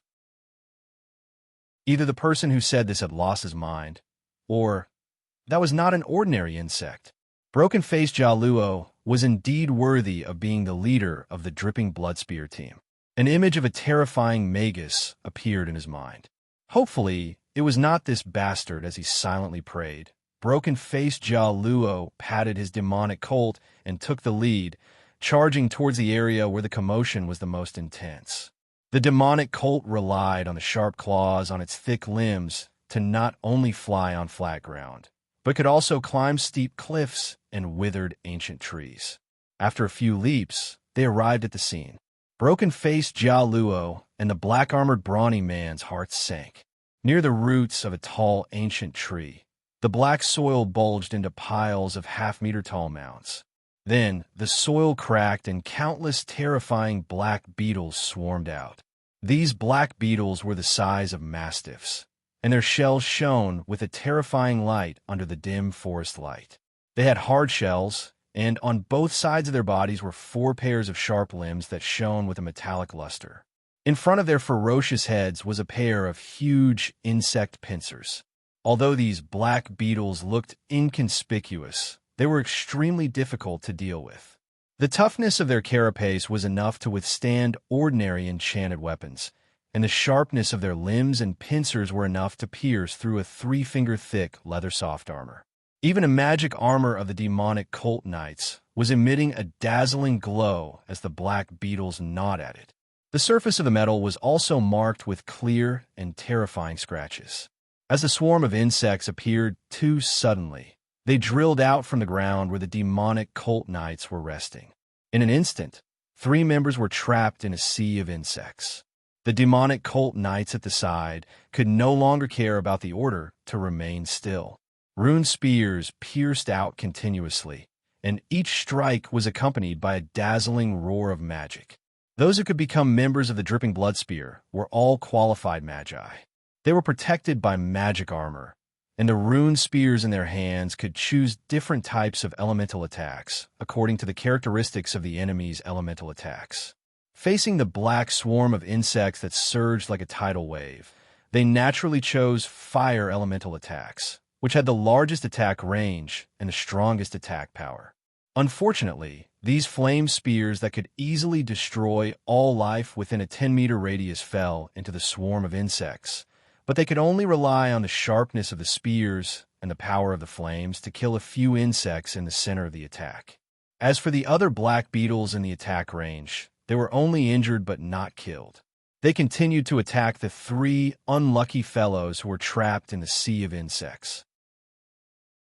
Amidst the swarm of insects, the tall black figure kept roaring and exploding with shocking elemental roars, but still could not escape from the siege of the swarm of insects. Trapped in the sea of insects, the demonic cult relied on its thick scales to struggle against the waves of gnawing sounds that made one's teeth ache and legs go weak. Unfortunately, there were too many insects surrounding them, and they had already piled up into a huge mountain of insects. The insects squirmed, and every time the demonic cult knights resisted, a layer of black beetles would fall off the pile. However, no matter how hard they fought, the swarm of insects was still so thick, not giving them the slightest chance to escape. The next wave of beetles that surged out closed in on the majority of the demonic cult knights, looking like they would be wiped out in one fell swoop. Insect Witch Bliss. It was definitely the Insect Witch Bliss. In the entire Crimson family, the only one who could raise insects to this level was the mid-grade 3 Insect Witch Bliss. Razor, go save the 3 of them. Broken-faced Jia Luo pulled out the magic sword on his back, his cold, murky eyes scanning the surroundings of the battlefield. The muscular man in black armor was called Razor. The other party agreed and urged his devil colt to charge towards the swarm of worms that were still bulging and wriggling. However, just as the Void Raiders were halfway to Razor, face-shattering Jia Luo let out a fierce roar and swung the demonic sword in his hand. 2 invisible threads of energy, invisible to the naked eye, streaked across the sky and instantly beheaded 2 Void Raiders who had just sneaked up on Razor. The threads of energy streaked across the sky, nothing in their path able to stop them. They sliced through the trees and vines as they passed through the seemingly empty void. The shrill cries of giant insects rang out. Immediately afterward, blood splattered everywhere, and two strange insect carcasses over 2 meters long crashed through the bushes and fell into the grass. The death of the two Grade 2 void marauders seemed to start a strange killing spree. The surrounding forest immediately filled with the cries of giant insects. Chapter 1282. The swarm of insects attacked en masse. Almost as soon as the demon cult knights noticed them, the forest had already turned into a sea of insects. Standing in the middle of the forest, one could see the terrifying figures of swarms of insects in every corner. As the wormholes continued to appear, more and more terrifying insects crawled out of the ground and attacked the dripping blood spear troops in frenzy. In an instant, the entire forest was filled with deafening elemental booms. There were flames, frost, and dazzling halos of poisonous rings exploding everywhere. There were also the bone-chilling sounds of insects gnawing on flesh, as well as the shouts of the demon cult knights as they brandished their spears and sharp swords. What was left were the shrill screams of death. It was not that the demon cult knights had never experienced the torment of a long and painful battle, and it was not that they had never experienced the terrifying test of life and death. However, when millions of beetles fearlessly swarmed in front of you and completely drowned you with their huge numbers, that kind of despair, that kind of torment of millions of beetles gnawing away at your body bit by bit was definitely not something an ordinary person could endure. In just a short 15 minutes, 7 demon cult knights had successively fallen into the swarm of insects, becoming a twisting and struggling human-shaped pile of insects amidst the swarm of insects. The insect which Bliss did not seem to have any intention of showing himself. He remained hidden behind the scenes as he commanded the swarm of insects to attack the demon cult knights. As for the captains and leaders who were individually strong, they were stalled by dozens of strange insects of different shapes and effects. Among them, there was the demonic mantis, Grade 1, which was adept at camouflage and could fly extremely fast with a huge scythe in front of it. There was also the void predator, Grade 2, which could travel through alternate dimensions and attack with the power to cut through space.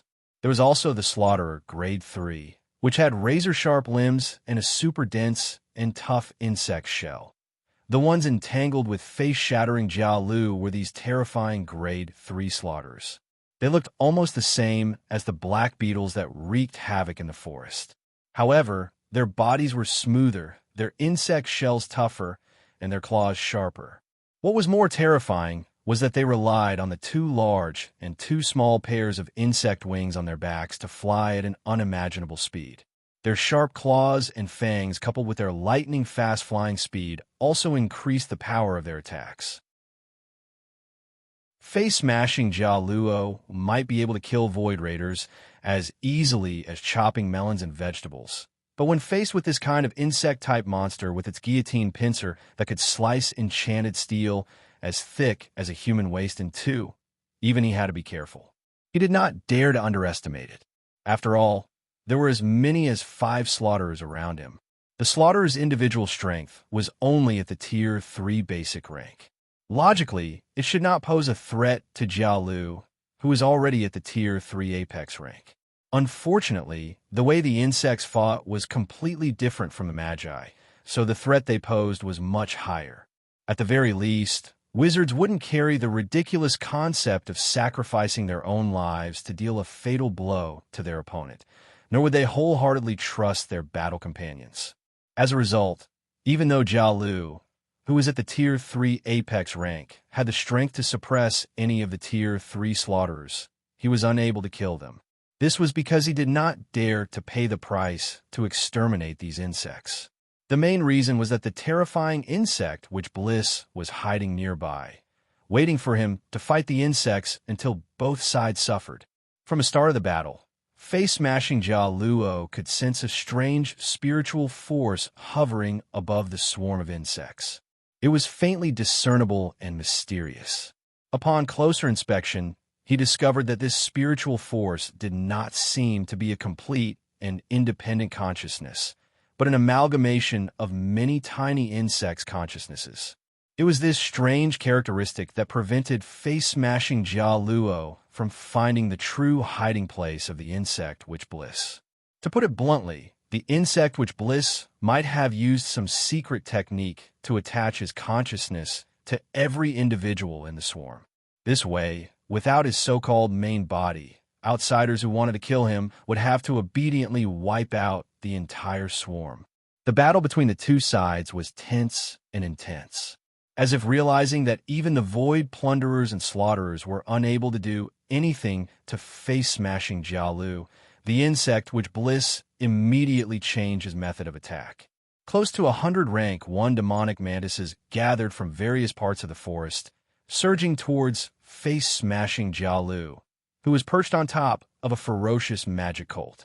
The 5 slaughterers and 13 void plunderers gave up on face-smashing Jialu, instead targeting the ordinary members of the Dripping Bloodpike unit. The results of this simple change in tactics were astonishing. The powerful attacks of the 5 slaughterers were reflected on the ordinary magic cult knights. Wherever the shadows flashed past, there would definitely be demon cult knights falling off their demon cults with their shields and armors broken. Once they lost the high mobility of their magic cults, the horseless knights wearing black armor immediately became the target of the swarm of insects. No matter how sharp their swords were, no matter how fierce their elemental spells were, they could not stop the terrifying swarm of insects. In the blink of an eye, their bodies were covered by a dense mass of black beetles. From afar, the area they were in had already been submerged by the swarm of insects, and it was almost impossible to see their tall and imposing silhouettes. Astra's Kacha, Kacha, Kacha. Astra's strange gnawing sounds that made one's legs feel weak and teeth numb rang out continuously. The Magi Knights who were bitten by the swarm of insects had no chance of escaping the sea of insects. They could only struggle and resist with all their might, feeling the waves of intense pain on their bodies. Elemental shields were crushed, black armors were bitten open, and countless smaller insects burrowed into the armors. Some even burrowed into their bodies, digging in between their flesh and bones as they frantically gnawed away. Amidst these terrifying sounds, they silently experienced their flesh, bones, tendons, and organs being gnawed away by the insects. Not everyone had the chance to experience such a feeling of despair. Most Magi Knights who fell into the swarm of insects would be driven mad by this terrifying feeling and would self-destruct in despair when there was no hope of escaping. Therefore, after the battle reached its climax, there would be a loud roar from time to time in the turbulent sea of insects, accompanied by countless stinking insect blood and fragmented insect corpses. As for the Night Wizard's corpse, not even a scrap could be found. After all, Magi Knights could not compare to official Magi. To a certain extent, they were actually just a group of sorcerer apprentices who had mastered elemental powers. They relied on the magic armor on their bodies, the magic spears and sharp swords in their hands, as well as special training and training methods to have the battle power comparable to official Magi. However, the consequence of being mass-produced was that they did not have the profound knowledge reserves of official Magi, nor did they have the variety of spells that official Magi had, and they did not have all kinds of strange life-saving methods. Such a Magi army was naturally invincible when it came to killing the natives of ordinary plains, and it greatly made up for the lack of official Magi. However, once they encountered such a terrifying enemy, the chances of them escaping were infinitely close to zero. Fortunately, they were also mass-produced, and it would not be as painful to lose them as official Magi. After all, there were so many in the Magus world who did not have enough talent and potential and could not advance to become an official Magus. If they were willing to walk on this special path of being modified and strengthened, they would be able to enjoy the same treatment as official Magi to a certain extent. This was actually the main reason why so many Magi armies could appear. This was a remote forest that was only 30 miles away from the Swamp of Sorrows. It was also a hidden stronghold where Broken Face Gallo had led the Dripping Blood Spear team to launch an attack. It was a pity that their movements were somehow discovered by the Crimson family, and they were unsurprisingly surrounded by the powerful Crimson Magi, the insect lich Bliss. Using the strength of a single person to surround and kill a powerful Magus army from the Ranner family. Only a few powerful Magi could do such a thing. After resisting for an hour and seeing that they were outnumbered, Broken Face Gallo finally gave the order to retreat. Out of the 300 magic cult knights, only 70 managed to successfully retreat from the forest. This included the two leaders, Broken Face Gallo and the Black-Armored Man Razor, as well as a dozen or so Rank 2 knight captains. This kind of loss could already be considered a crushing defeat. However, since the Crimson family had discovered their presence, how could they let them leave so easily? Just as they left the forest, the sky above the knight squad was covered by a huge shadow. The giant floating ship, Viscero, had already blocked their path. Asterisk dong dong dong. Asterisk following a series of tremors, battle magic machines up to 3 meters tall fell from the sky. Only when they were less than 10 meters above the ground did they ignite the buffering rockets beneath their bodies. Like steel gods of war, they smashed open shallow pits on the ground. Then, they crawled out amidst the creaking sounds of metal and aimed their pitch-black muzzles at the group of defeated soldiers. Those who kneel with their hands behind their heads will not be killed. Those who kneel with their hands behind their heads will not be killed. Those who resist will be killed without mercy. Loud mechanical sounds echoed in the sky above the battlefield. The magic cannons on the chests, shoulders, and hands of the battle magic machines began to charge rapidly. Countless rays of blue light began to converge inside the cannons, and a strange whistling sound of energy was like faint thunder, breathtaking to the hearts of people. In the sky, at the bottom of the floating ship, a magic cannon that extended out also began to charge silently. The gathered magic energy was compressed into a huge ball of blue light inside the cannon's muzzle. The strength of the energy within was simply frightening.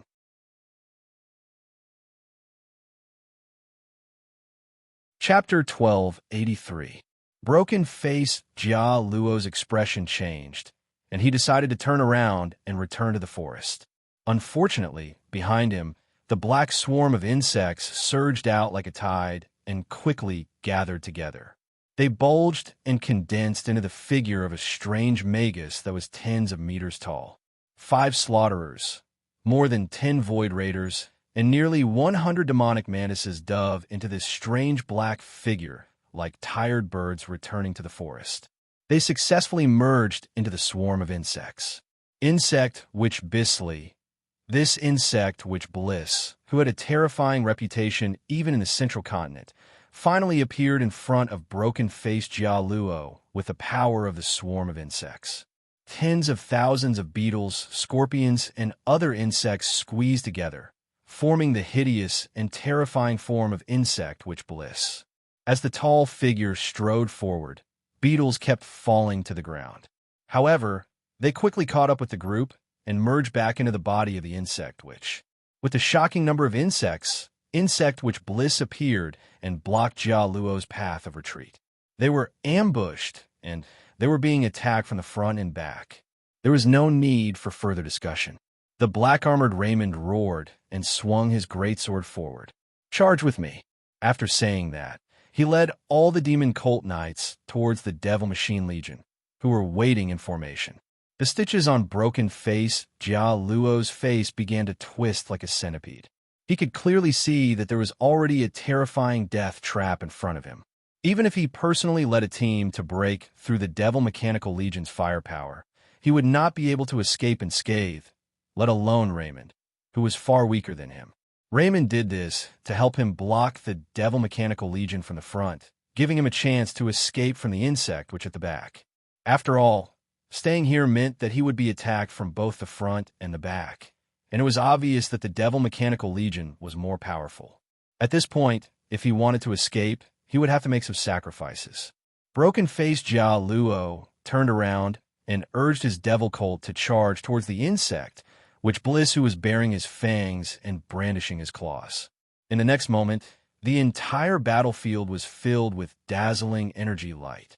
Countless energy rays and magical fireballs rained down on the charging magic cult knights like a storm. Not to be outdone, the opponent activated the elemental protection on his black armor and took out metal javelins from the leather pouch on the side of the saddle. He lit up the magic arrays on them with elemental power and threw them at the magic machine legion. The attacks from both sides crossed each other in midair, and in the next second, they simultaneously bloomed on the other side's formation. Deafening booms, earth-shattering elemental waves, as well as flesh and severed limbs flying in all directions. The entire battlefield was immediately plunged into a reign of terror. The moment he turned around, face-smashing Jia Lu had already foreseen what would happen next. That was why he did not have the intention to look back, even when the mountains were collapsing and the elements were wreaking havoc behind him. Instead, he focused all of his attention on the gigantic worm that was winding its way towards him. The ferocious demon sword hummed softly in his hand, and a powerful aura and coercion were mixed together. It was like an invisible iron wall that pressed against his opponent. The surging powerful force spread in all directions through the invisible force field. Within 30 meters of his body, even the basic laws of the plane were directly rewritten by the overbearing force. Large and small rocks and mud particles floated up as if they had lost the force of gravity. Face-shattering Jia Lu's body also left the back of the demonic cult and slowly rose into the air, closing in on the insect which from midair.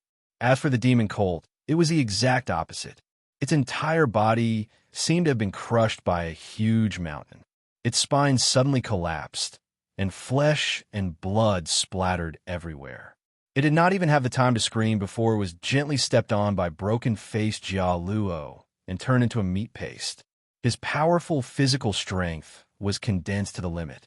Even without using any witchcraft, broken-faced Jia Luo could still fly in the air. At this moment, gravity was no longer a strange law that could not be seen or touched. It had become a strange power that could be manipulated and changed at will. Within the range of Jia Luo's power, the law of gravity could no longer be as effective as before. That was why all sorts of strange phenomena that violated the law of gravity appeared. Broken-faced Jia Luo poured all of his strength into the demon sword. As he exhaled and shouted, a thick black sword aura shot out and hit the body of the huge worm man that was striding towards him. Splatter, splatter. Worm carcasses fell from the sky like rain. The thick sword aura directly opened up a wound in the center of the huge worm man's body. From the front, one could even see the dark, gloomy, and dead forest behind the worm man. The huge worm man looked down at his chest that had been cut open. He raised his head and suddenly opened his mouth to scream. No one would have thought that the worm man could open his mouth so wide that countless black beetles would swarm out of it. Like a black torrent, the front of the swarm of worms quickly collided with the small force field outside broken-faced Jia Luo's body. A formless yet terrifying power was evenly distributed on the protective force field. Any living being that came into contact with the force field would instantly be crushed by the strange force. The bug tide kept surging in and dying out. However, before they died out, they exerted an extremely heavy pressure on the shade-faced Jia Lu. Broken-faced Jia Luo's floating figure was blocked. No matter how much he urged his strength, he could not move even half a step forward in front of the swarm of worms. Be asterisk starred. Don't even think of stopping me. Once again roaring at the sky, broken-faced Jia Luo waved the demon sword in his hand frantically. Every time he flashed, a huge and terrifying wound would appear on the body of the worm man. In the blink of an eye, more than a quarter of the worm man's body had been worn down by broken-faced Jia Luo. However, Wormwitch Bliss was not a piece of meat that would take a beating without retaliating. Its huge body wriggled and twisted frantically, doing its best to heal the wounds on its body. With a casual wave of his hand, a spear made of pure beetles materialized in his bloated right arm. Whoosh! The worm man made a throwing gesture, and the insect spear turned into a black light that instantly appeared in front of broken-faced Jia. The spear was half a meter thick, and as it flew towards broken-faced Jia, more than half of the beetles on its surface had been killed by the terrifying radiation. As the spear flew, it peeled off and rapidly thinned. By the time it reached Jia, the spear was only as thick as a goose egg. However, the beetles that formed the spear all had powerful auras and were clearly not ordinary individuals. The black centipede-like lines on broken-faced Jia face twisted, and a silver star embedded in his cheek suddenly flew out, colliding with the black spear. The silver star did not look big, but it contained an incomparably powerful and violent power. The black spear instantly disintegrated. However, just as broken-faced Jia let his guard down, the broken fragments of the spear suddenly transformed into 2 grade 3 slaughterers, sliding past him from the left and right. In the instant that they crossed each other, their guillotine-like pincers had already brushed against Jia tall and straight body, creating many dazzling sparks. A few deep scratches instantly appeared on the black leather armor, revealing the strange, pitch-black skin that flickered with a dark golden luster. Even though broken-faced Jia zombie body did not fear any poison, it also had an extremely strong resistance to elemental spells. But against the frightening physical destructive power of the slaughterers, his skin and flesh were still lacerated, and visible wounds appeared. This kind of insect transformation was simply too inconceivable. As such, Jia was caught off guard and did not manage to kill the 2 slaughterers in time. After the insects escaped the range of Jia force field, their elytral wings immediately shook violently, intending to escape with all their might. "How dare you!" Thoroughly enraged by the other party's attack, broken-faced Jia roared and kicked forward with his right foot. A transparent energy ripple appeared. He made use of this little bit of recoil to quickly retreat and instantly brought the 2 alien insects into his attack range. A black light flashed in the air, and a thread of energy as thin as silk flew out lightly, streaking across the body of one of the slaughterers. In the next second, the energy exploded, and the beginner grade 3 slaughterer exploded into a splatter of blood. The other grade 3 slaughterer disappeared without a trace under the full force of its 4 pairs of elytral wings, escaping with its life. Not far away, the tall bugman that was striding forward let out a sharp hiss, as if in intense pain from the destruction of the grade 3 slaughterer. However, it quickly returned to normal. 2 scarlet balls of light lit up at the place where the worm heads were squirming. It stared at broken-faced Jia from afar and hissed, "You dare to destroy a grade 3 insect servant of mine. I'll make it up to you with your life." After saying this, the bugman stopped talking. Black light flashed in its hands, condensing one black spear after another. It threw them at broken-faced Jia frantically. Against these super-condensed insect spears, broken-faced Jia could no longer block them with force field radiation. All he could do was swing his magic sword, using the sharp threads of energy to blow them up in the air one by one. The insect spears could not get close, so they lost the element of surprise in their attacks. This way, no matter how many insects swarmed over, they would not be able to harm Jia body easily. After fighting with the insect, which for so long, broken-faced Jia had finally figured out the other party's attack pattern. The other party was not adept at melee attacks. Instead, it preferred to control the insect swarm to attack its enemies. Originally, with the insect witch's special ability, it could add poison, paralysis, curses, and other strange effects to the insect swarm's attacks. Unfortunately, these methods that were effective against living creatures were useless against Jia zombie body. In terms of strength, the insect witch's attack skills and methods were indeed unimaginable and impossible to guard against.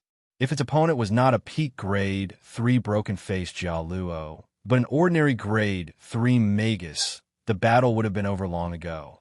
However, the longer the battle went on, the more calm broken-faced Jia Luo became. As long as he could calm down and fight steadily and grind down the few grade 3 insect servants of the insect which Bliss, the threat that Bliss posed to him will be greatly reduced. At that time, he could launch a fierce counterattack. Even if he could not kill the other party, he could still kill more than half of the insect swarm, causing it to flee with heavy injuries. Unfortunately, this was not a fair and just duel, but a Magus battlefield where life and death could be decided in an instant. Chapter 1284. Just as the battle on the ground was locked in a stalemate, the floating warship high up in the sky began to move. In the main cabin of the giant ship, the goblin wizard, Locke, who was dressed in a military uniform, sat in front of the main control panel. He pressed the turquoise button and slowly placed a red ring of fire on the tall and strong figure.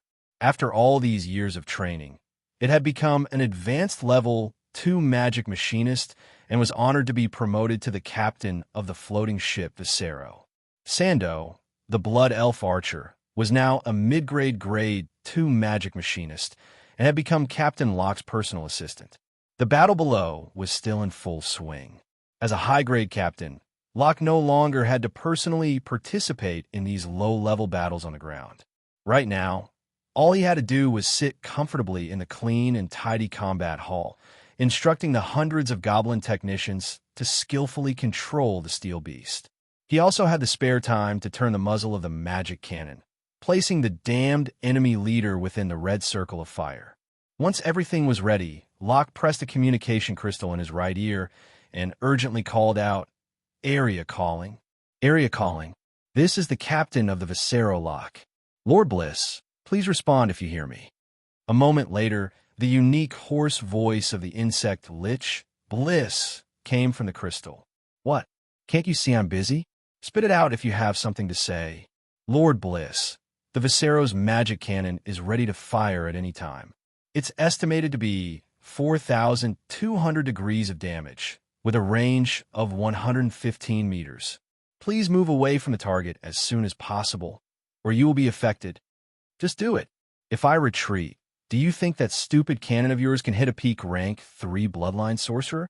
Just fire. I'll use some of the bugs to hold him back. Remember, aim properly.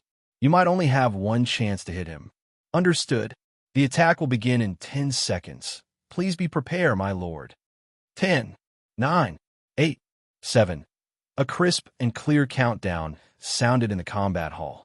The moment he said 1, he pressed the fire button without hesitation. In the sky, the giant floating ship, Viscero, suddenly trembled slightly. A 5-meter-thick black beam of light shot straight down to the ground, enveloping faceless Garo, who was still engaged in battle in the distance. The terrifying magical energy was bound by the black light pillar, destroying everything in its path with its endless destructive power.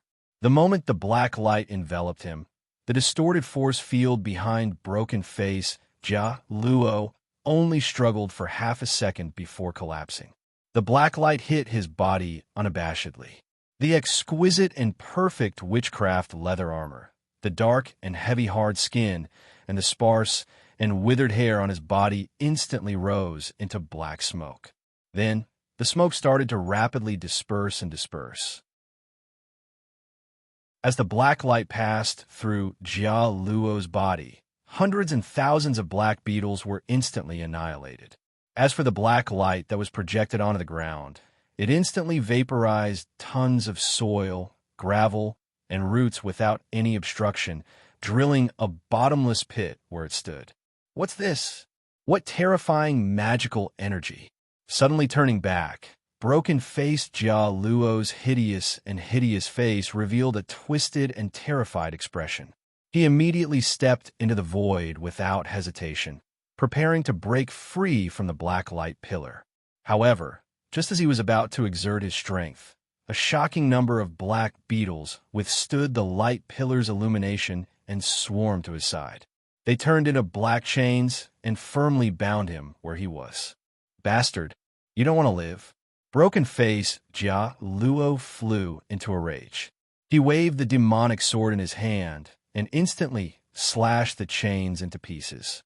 From the corner of his eye, he saw the figure of the insect which, Bliss, quickly escaping while being escorted by hundreds of high-grade insect servants.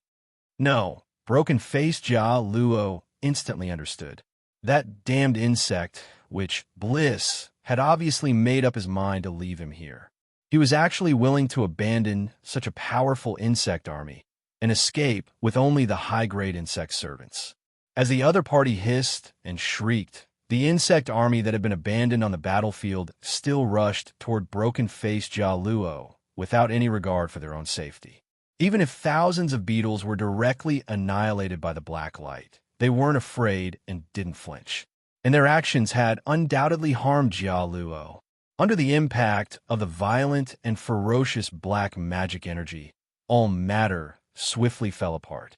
After 3 flicks of a finger, a charred figure whose body had almost melted away struggled free from the black light pillar and staggered to its knees. If it wasn't for the strange demonic sword that the charred figure was tightly gripping, Bliss might not have been able to recognize this charred and almost indistinguishable thing. Even a grade 4 wizard would have to be careful when dealing with the might of a giant airship's cannon. If a grade 3 wizard like Facebreaker Jia Lu hadn't been at his peak, if he hadn't transformed into a zombie, if he hadn't been resistant to magic, if he hadn't been able to resist Ajua's magic, it was likely that he would have been reduced to ashes at that moment. Actually, what had saved Jia Luo's life was none other than the 3 death monarch remains that had been transplanted into his body: the spine of the undead, the withering heart, and the hand of death. These 3 death monarch remains had already reached the standard of an immortal body and had become a source of death energy for Jia Luo's constitution, strength, and magic resistance. In the face of the surging magic energy, most of the other parts of Jia Luo's body had already melted and been destroyed. Only these 3 organs rose up with a protective force field unique to grade 4 creatures and barely managed to keep Jia Luo alive. Unfortunately, Jia Luo's patchwork, immortal body wasn't complete. Otherwise, he wouldn't have been so badly injured by the fusion of power and would have been able to rush out of that black light with only minor injuries. Take advantage of his weakness. Seeing how miserable that face-shredded Jia Luo was, Bliss, who had just retreated into the distance, immediately turned around without hesitation. His entire body exploded into a huge swarm of black insects, and with ear-piercing buzzing sounds, he swooped back towards the battlefield. Demonic praying mantises, void raiders, slaughterers, and more than a dozen strange insects of different shapes and sizes. Some were invisible, and some were charging at Jia Luo like a giant black cloud. Face-shredded Jia Luo raised his charred face. At this moment, only half of his head was left. He forcefully suppressed the anger that was about to explode and fiercely slapped his chest. More than half of the flesh on his chest had been destroyed, revealing the tough ribs and thoracic spine underneath. Through the cracks of the charred bones, one could see a ball of cold gray heart lying quietly, not moving at all. This was the withering heart that Jia Luo had transplanted into his body. However, it was a pity that the wild attack from before still broke through his defensive force field. Not only did it annihilate his flesh, but even a corner of the withering heart became slightly charred. The withering heart and the spine of the undead had suffered varying degrees of damage, and this damage was irreversible. It was almost impossible to repair. If Grimm was here, he would definitely be surprised to find that the strength of face-shredded Jia Luo, who used to have 39 points, was now only left with 37 points. His physique had also dropped from 34 points to 32 points. This wasn't the fluctuation of energy reserves, but the actual basic attributes. The few points that had fallen could not be repaired through food, rest, and nourishment. This meant that the immortal body fragments transplanted by face-shredded Jia Luo had suffered damage to their origin, permanently losing a portion of their origin power. This was an unbearable pain for Jia Luo, who was determined to advance to grade 4. However, no matter how much pain and hatred he felt, preserving his life was more important. Without hesitation, Jia Luo shook the withering heart, activating an escape talisman embedded within. In the next second, Jia Luo's entire body collapsed. Pieces of flesh and bones suddenly lost the restraints of death energy, scattering all over the ground.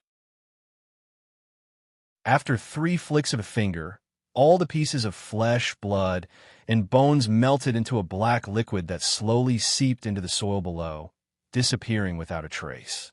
Face-shredded Jia Luo had finally escaped. The invasion of the Radner family had evidently incited the Crimson family's resistance. In the vast region where the 2 large Grade 4 organizations intersected, the situation of the battle became chaotic and unclear. No one could clearly grasp the future development of the battle. On one hand, the Crimson family was also hurrying to deploy manpower to protect the important resource points, secret grounds, and forbidden grounds. On the other hand, they constantly sent elite troops to ambush and kill the troops of the Radner family that had entered the Alobis region. On this vast land that spanned tens of thousands of kilometers, there were several forbidden areas, secret places, and resource points.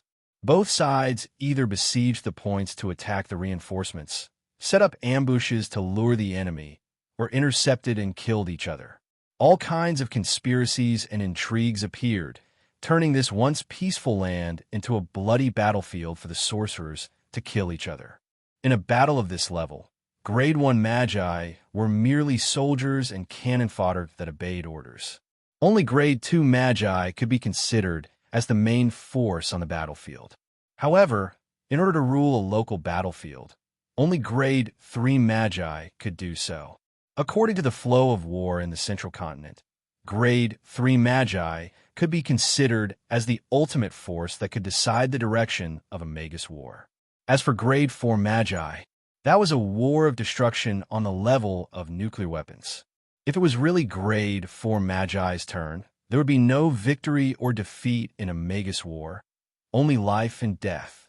In terms of overall strength, although the Crimson family had not risen to power as long as the Radner family, the quality and quantity of Grade 3 Magi obviously surpassed the Radner family.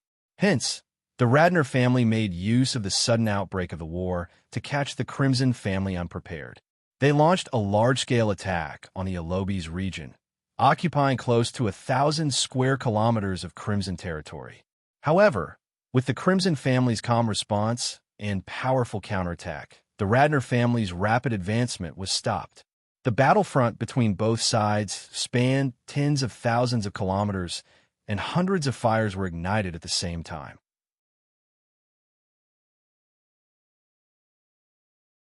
Chapter 1285, Black Rose Manor. It was already late at night, but the manor was still brightly lit with people coming and going.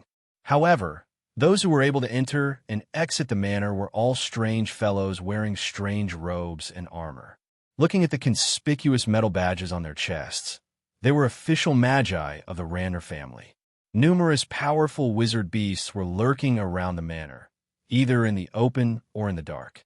They formed a tight and powerful protective net, firmly protecting the manor. At this very moment, in a sparse forest 3 miles away from the southwest corner of the manor, there was a strange nocturnal bat hanging upside down in the luxuriant canopy of the tree. Borrowing the cover of the leaves, it silently monitored the movements near the manor in the distance. Asterisk flap, flap, flap. Asterisk a soft flapping sound came from the night sky, and 3 nocturnal bats the size of a human head, covered in black fluff with strange scarlet pupils, descended from the sky and landed in an empty space in the forest. After a series of strange transformations, 3 vampires dressed like nobles, 2 men and 1 woman, appeared on the empty space. The vampire bat in charge of guarding the place hurriedly drilled out of the canopy and landed on the ground, also transforming into a delicate and pretty noble woman, kneeling on 1 knee in front of the 3, bowing her head in respect. Villia greets Lord Spara, Lord Kevin, and Lord Steve. "All right, get up. How long have you been lurking here?" Spara, the blood elf shapeshifter, stepped forward and asked coldly. 5 days. Since the troops of the Radner family occupied Amon City, I was assigned here to monitor this Black Rose Manor. There are 3 companions with me on this mission, and they are scattered in several other locations. This noble woman had obviously just turned into a vampire a few years ago, and one could imagine the excitement in her heart when she suddenly saw Spara, who had the identity of a grade 3 vampire. Since you've been monitoring for so long, can you confirm the location of Grand Duke Ananel? The security of the manor is extremely tight, and we can't find a chance to sneak in. The last time I saw the Grand Duke was 3 days ago, when he briefly appeared in front of a window on the 2nd floor. I haven't seen him since then. In other words, I can confirm that he is in this manor. Spara took a few steps forward leisurely and looked at the brightly lit manor through the gaps of the sparse trees. A fierce look appeared on his face. Yes, the Tier 1 vampire, Vilya, replied timidly as she lowered her head. What about the manor's defenses? Who will host it? According to our investigations, a grade 3 psionic from the Ranner family is responsible for guarding this place. Also, 2 days ago, a Magus army that looked a little strange entered the manor. We haven't been able to find out their origins yet. A Tier 3. Spara's expression turned even more ferocious when he heard this. Not long ago, Blood Kaiser Mary had announced that she was going to pick out an elite among the few level 3 vampires who performed well and forcefully turn them into a level 4 vampire to strengthen the blood breeds. The moment this news came out, the remaining 7 level 3 blood breeds in the family were indescribably excited. They wanted to dig out their hearts to show their loyalty to Kaiser blood. But with so many competitors, there had to be a standard. Therefore, the sudden outbreak of the Magus War immediately ignited the passion of the blood breeds, causing them to throw themselves into the battlefield without a care for their own safety. In order to gain more merit, Spara, who had the profession of shapeshifter, rushed here with a few high-ranking blood breeds who were directly under him and a small group of blood breeds. He wanted to rescue the Crimson Grand Duke who was trapped in the enemy's formation. Time waits for no man. Once the news that Ananel was here spread to the family, there would definitely be a surge of people here, and it would be impossible for him to get all the merit points. Thus, when he thought of this, Spara did not dare to delay any longer. He waved his hand, and the 2 high-ranking level 2 blood breeds behind him hurriedly bowed. My lord, what are your orders? Kevin, Steve, the 2 of you lead a team and sneak into the manor from the side. If the enemy does not find you, enter the small building and search for traces of Antonel. If you're discovered by the enemy, fight and retreat at the same time. Remember, retreat to the southeast. Yes, my lord. You can set off now. The 2 level 2 vampires nodded to each other, stood up, cupped their hands around their mouths, and let out a silent cry in the direction they came from. After a moment, a strange, soft flapping sound came from the air. The 2 vampires turned back into vampire bats in a puff of red smoke with a soft bang. They soared into the sky and met up with the main force. Under the cover of the night, they flew toward the Black Rose Manor in the distance. In the blink of an eye, only Spara and the little blood breed were left in the field. Let's go. Take me to sneak in from another direction, Spara said coldly. The little blood breed, Vilya, trembled and hurriedly responded. She stood up, and her body quickly twisted and transformed in a burst of red mist. She turned into a red-eyed bat and fluttered into the night sky. The 2 strange figures, one big and one small, made a big circle and quickly approached the Black Rose Manor from another direction. Hovering high in the night sky, facing the cold night wind that blew against her head, even though there was a thin layer of fur covering the surface of Vilya's body, she could still feel the bone-chilling cold. Below them, a small human manor was unfolding before their eyes in an unconventional manner. This was an extremely ordinary small manor. The main body of the manor was a 3-story wooden building. Behind the building were some scattered wooden houses and storehouses, as well as a small plantation.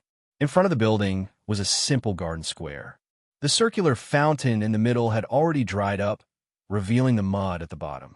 A simple path, paved with gravel, extended from the entrance of the manor to the Amon city not far away. One could imagine that when this place was at its most prosperous, high-ranking officials, nobles, and ladies would ride carriages from the city to attend grand banquets. Small manors and villas near the city were also the favorite places for nobles to seek pleasure. However, following the outbreak of the Magus War, this place was completely different from before. Powerful auras could be sensed at the various entrances and hidden places that led to the manor. Groups of wizard beasts patrol the manor, and anyone who did not wear the family emblem would be attacked by the wizard beasts. At the entrance of the manor, an elite team of magi was guarding there, carefully inspecting every person who entered and exited the manor. As for the three-story building, it was shrouded in a strange fog. It was faintly discernible, and it was difficult to discern the situation inside. Protection spell formation. The three-story building had already been covered by a protection spell formation. Vilya tried her best to flap her bat wings, resisting the incoming cold wind. Using a voice as soft as a mosquito's, she communicated with Spara. "My lord, it's that small building." The location where it appeared last time was. Just as the two were conversing in a low voice, the silent manor below was suddenly awakened by a strange alarm. The vampire troops that had sneaked into the manor from the night sky had just landed when they triggered the alarm spell formation in every corner of the manor. Following the ear-piercing alarm, the vampire troops no longer remained hidden. Instead, they revealed themselves and quickly rushed towards the small building at the heart of the manor. Here, in the sky, the enemy is in the sky. Following a series of loud shouts, groups of magi and a large number of wizard beasts rushed over from all directions, quickly surrounding the vampire troops that were rushing forward. Left with no choice, the two Grade 2 vampires could only bring over 40 of their subordinates and land in the sky, transforming into their human forms.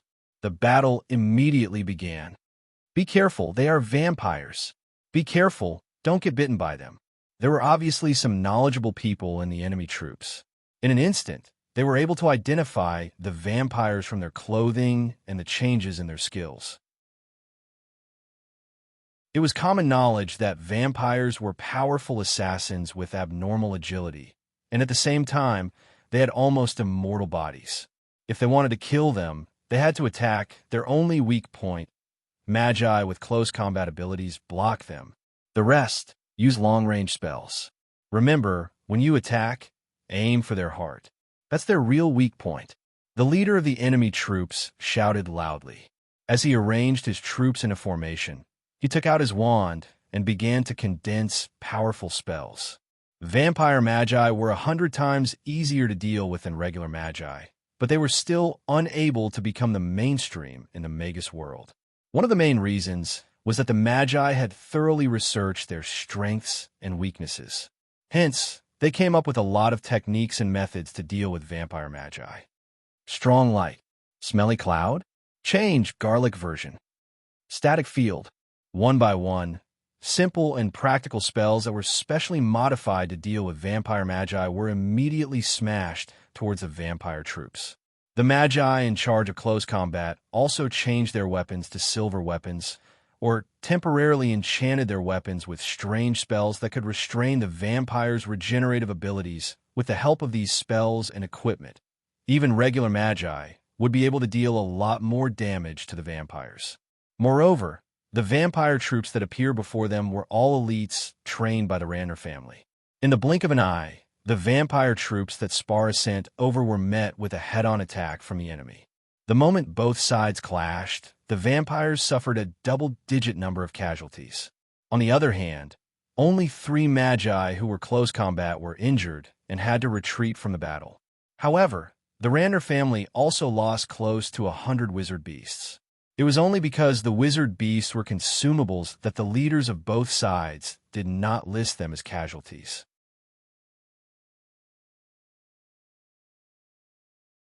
Chapter 1286. Go back first. You have no part in the battle here. Floating in the pitch-black night sky, Spara dropped these words and plunged into the sky. The cold night wind brushed past her smooth body, and the short, Soft fur on her body danced rapidly. Spara, who had transformed into a vampire bat, made a few turns in the air and disappeared without a trace. Her whereabouts could no longer be found. Feeling a sudden chill, Villia hurriedly flapped her wings and flew into the distance.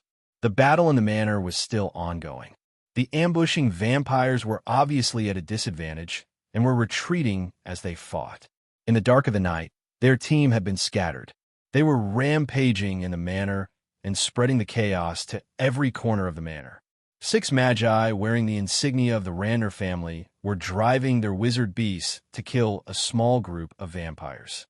When they passed by a tall, ancient tree, a white and tender arm stretched out from the darkness and pulled the last magus behind the ancient tree. Due to her quick and colorless movements, the other magi who were focused on chasing their prey did not notice that one of their companions was missing. In the shadow of the ancient tree, before the captured magus could understand what was happening, a slender figure pounced on him. 2 sharp, hollow vampire fangs pierced into his neck.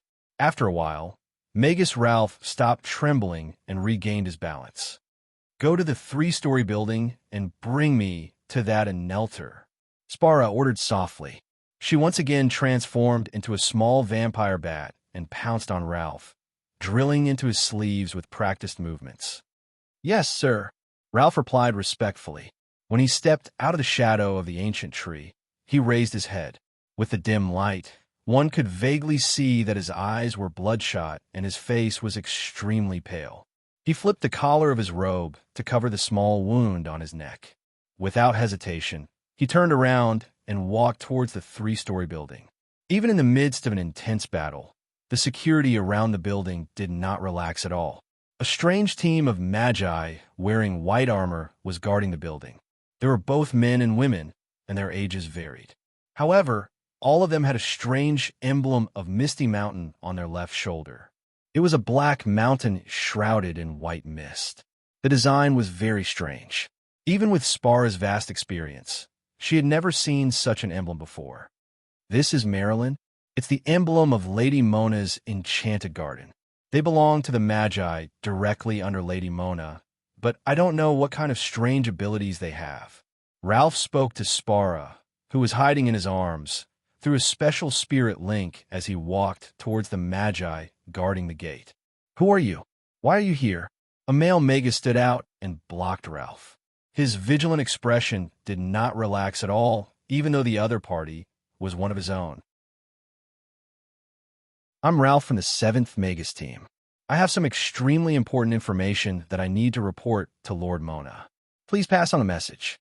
At this time, the male magus hesitated for a moment and said, "At this time, Lady Mona must still be in deep meditation and won't meet anyone easily. If you have any information or items, just leave them to us. Our captain asked me to return. This information is very important. I must personally hand it to Lord Meng Na." It seemed like Ralph's determination had forced the male wizard to compromise. He turned around and said, "Yasuna, take him to the guest room on the 1st floor. If my lord wakes up, inform him immediately." "Yes." A young girl with short brown hair, wearing leather armor and boots, nodded and led Ralph into the small building. As soon as he entered the building, Ralph could clearly feel that he had just passed through a layer of transparent membrane. There was a completely different aura inside and outside the building. Facing the door was a wide, old wooden staircase that led straight to the 2nd floor. On the left and right sides were dining rooms and small reception rooms. There were also some small wooden huts for the servants to rest in. The 2nd and 3rd floors were occupied by Lady Mona, so all the low-ranked wizards could only stay in the servants' quarters on the 1st floor. None of the wizards dared to complain about this unfair treatment. "Come with me. You can't take a single step here, or else you might trigger a spell that has been set up beforehand. If you disturb Lady Mona's meditation, you and I will not be able to bear the consequences." The short-haired girl was rather enthusiastic as she led Ralph to the left side of the 1st floor. "Keep this little fellow occupied. I'll go take a look on the 2nd floor." Spara used the spiritual link to give Ralph a few simple instructions. She then quietly crawled out of his robes and transformed into a strange rat with black fur and red eyes, lightly slipping up the staircase that led to the second floor. Spara was born in the Fane Plain and was once a young and beautiful elf. She was a druid, a strange profession that excelled in transforming into animals. After being transformed into a blood elf by Mary, she was brought back to the Magus world and slowly grew into a shapeshifter. She was also the only druid that did not lose her original profession's abilities after being transformed by a blood elf. However, the druid's wild transformation was not very compatible with the blood elf's vampiric ability, so it was especially difficult for her to increase her battle power. Spara, who had transformed into a red-eyed rat, quickly climbed up the stairs, avoiding the places where there was a slight magic aura, as well as the strange witchcraft runes. Soon, he arrived at the entrance of the second floor. Without hesitation, Spara turned into the corridor on the right and crawled along the red-painted wooden floor towards the end of the corridor. As it crawled, its fur also mimicked the colors of a chameleon. Coupled with its tiny body size, the chances of enemies discovering it was extremely low. There were 5 rooms scattered along the corridor on the right. An exceptionally large multi-eyed monster was crouching at the door of one of the rooms, guarding it meticulously. The multi-eyed monster was a type of wizard beast that the wizards had created using the beholder as a blueprint. It had a short and fat body, with more than 10 tentacles as thick as a child's arm extending from its body. At the end of the tentacles, there were strange eyes. Like the beholder, they could also shoot out multi-attribute magic rays and strange cursed auras from more than a dozen of their eye stalks. Moreover, the surface of their eye stalks was covered with a layer of fine scales, which were tough but flexible, more than enough to act as long whips in close combat. The only drawback of this kind of wizard beast was probably that its legs and feet were too short, and its speed of movement was appallingly slow. Therefore, most wizards used them as fixed watchdogs. At this moment, the multi-eyed monster was lying on the floor and resting out of boredom. Only 3 of the 12 eye stalks on its upper body were raised high, constantly scanning the entire corridor. The rest were drooping, looking listless. Behind the wooden door behind it, 2 faint auras of life could be vaguely sensed. One of them was an ordinary person, and the other seemed to be a low-grade wizard with faint elemental fluctuations. After all, this was not a wizard tower, and the wooden door was just an ordinary wooden door that did not have the function of isolating the outside world. Otherwise, Spara would not have been able to perceive the information in the room so easily. This was probably the place where Antoine was being held. Spara did not dare to approach the multi-eyed monster. She knew very well that the eyeballs at the end of the multi-eyed monster's eye stalks also had the ability to see through invisibility and elemental perception. Fortunately, she used shape-shifting and color mimicry, which did not produce additional magical fluctuations. Otherwise, the monster would have probably sensed her the moment she stepped into the corridor. Spara curled up on the protrusion of the stone wall in the corner of the corridor. Using the shadows to cover his body, he began to carefully emit a special aura.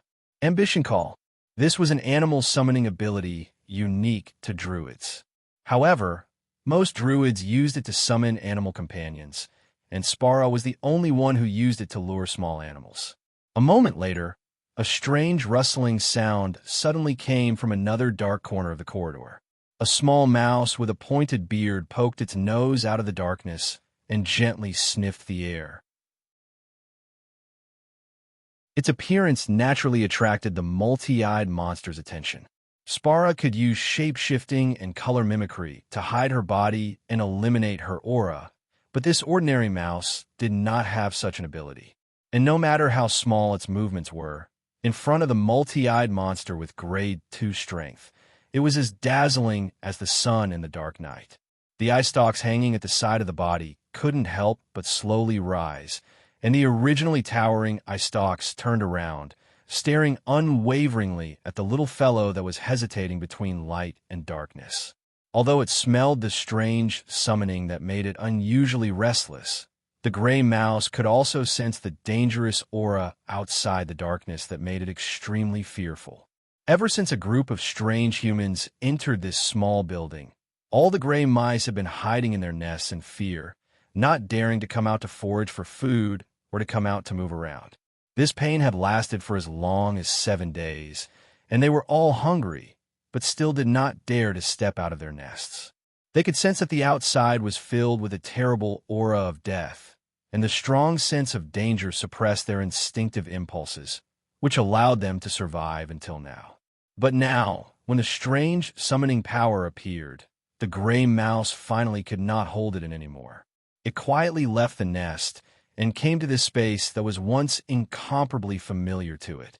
As long as it took one more step forward, it would leave the shroud of darkness and enter the range of the dim candlelight. And at this moment it hesitated.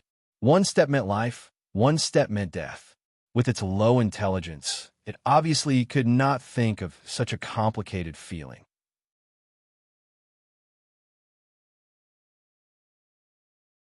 Chapter 12, 87.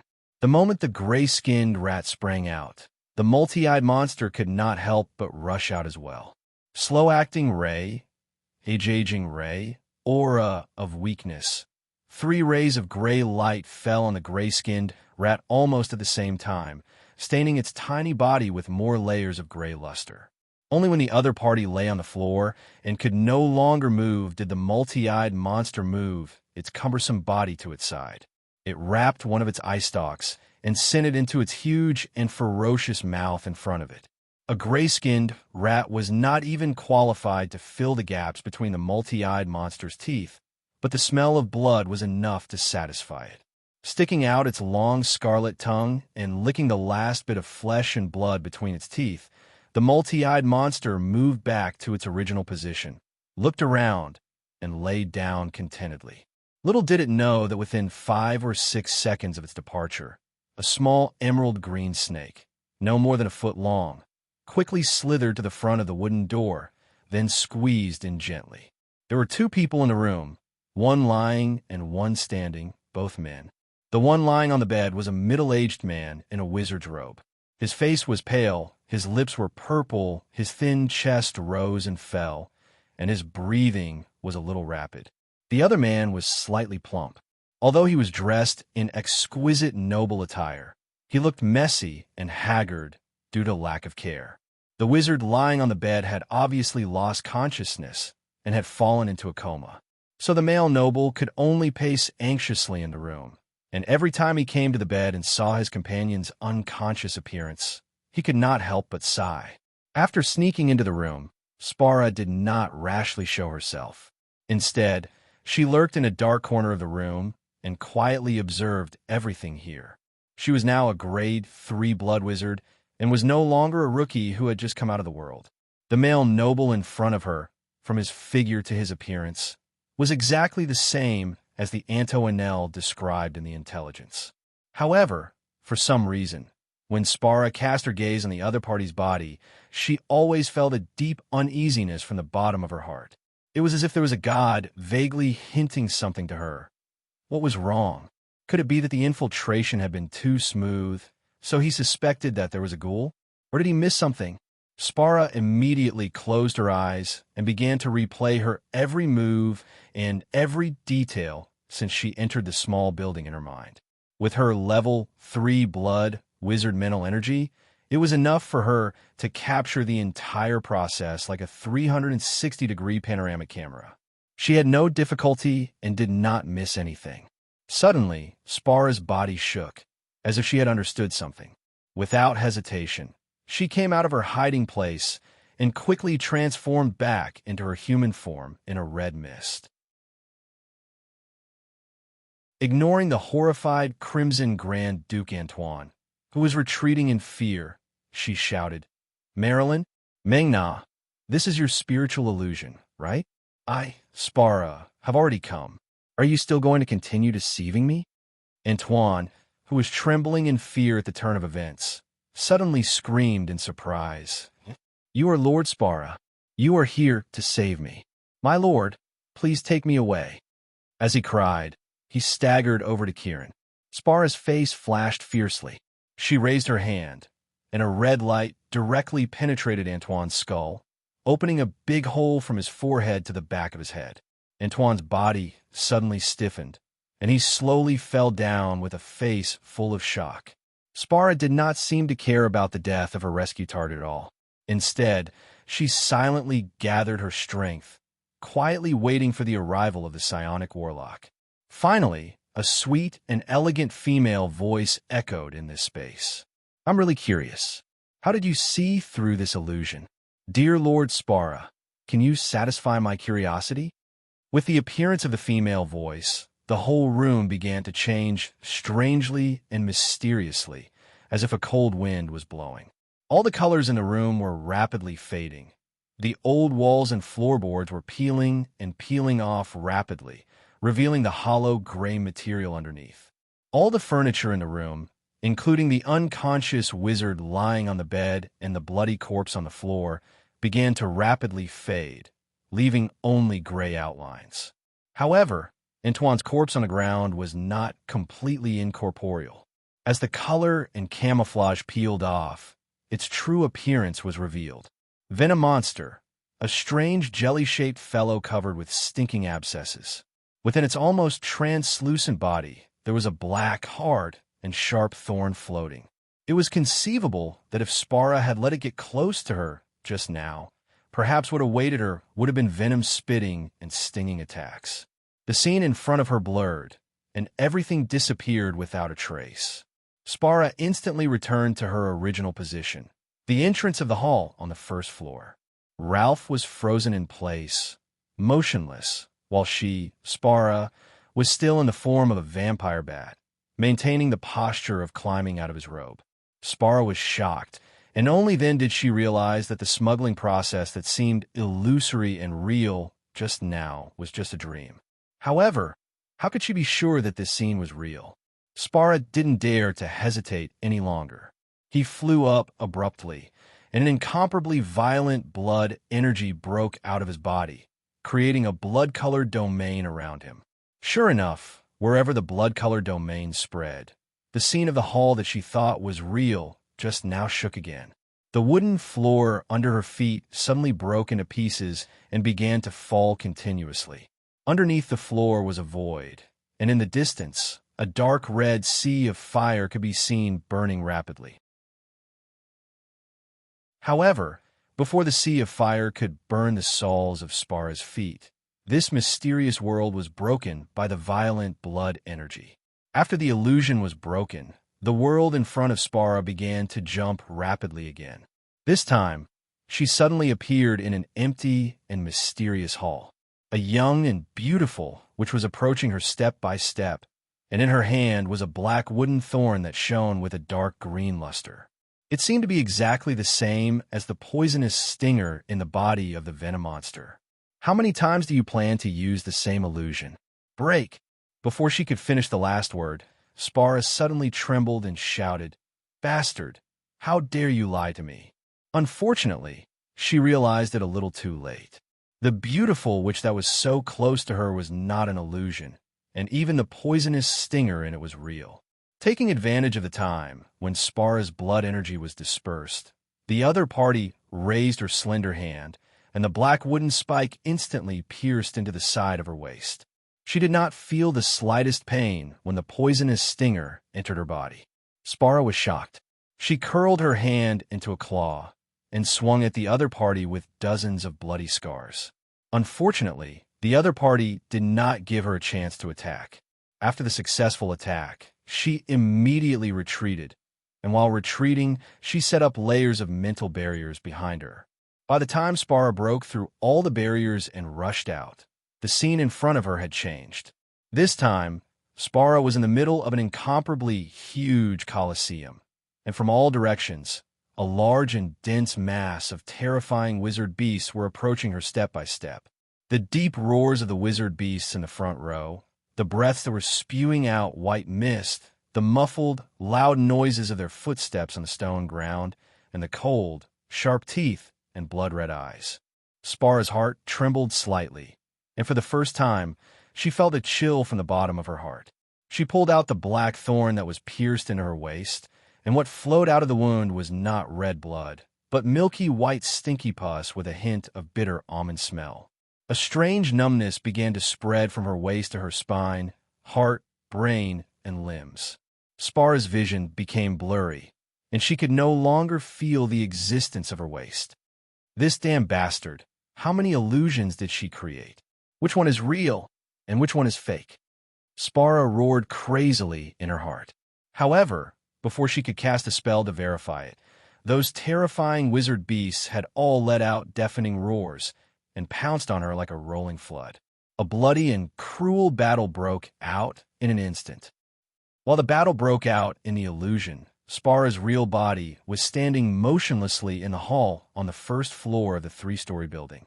Beside her, there were more than a dozen illusions that were as beautiful as soap bubbles floating in the air. She was in a strange bubble with her eyes closed, and she was silently having a terrifying nightmare. Every time the bubble she was in suddenly burst, a new bubble would float over and envelop her again. From time to time, some wounds would appear on Spara's body, from which bright red and sticky blood would flow out. However, Spara seemed to be unaware of this. Her eyes were still closed, and her eyelids were trembling violently, but she could not break free from them. Of course, what Spara encountered was not all fake illusions. In a few rooms next to the hall on the first floor, there were more than 30 wizards dressed in special clothes, sitting cross-legged. They gathered their spirits together, firmly restraining Spara's spirit consciousness, and dragged her into the depths of the illusion. From time to time, Marilyn, who stood in the corner of the hall, would appear. Witchmona would also send more than a dozen wizard beasts or other wizards to sneak into the dream and attack the vampire, shape-shifting vampire. It was precisely because of the existence of these real people that the illusion became even more terrifying. If Spara could not distinguish between the real and fake attacks in the illusion, then these attacks would leave real wounds on her body. Once she regarded all the attacks as fake, then the real attacks mixed in with the illusions could bring terrible damage to her.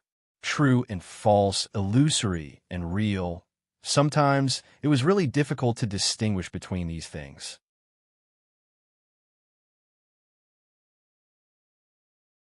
Chapter 1288.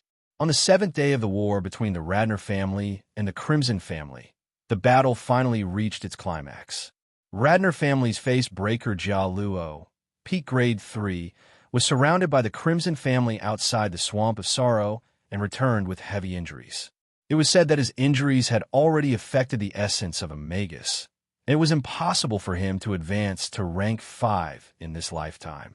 The shapeshifter of the Crimson family, Spara, a Grade 3 advanced shapeshifter, infiltrated the Black Rose Manor in an attempt to rescue the Crimson Grand Duke Antoine. In the end, Meng Na died in the illusory labyrinth.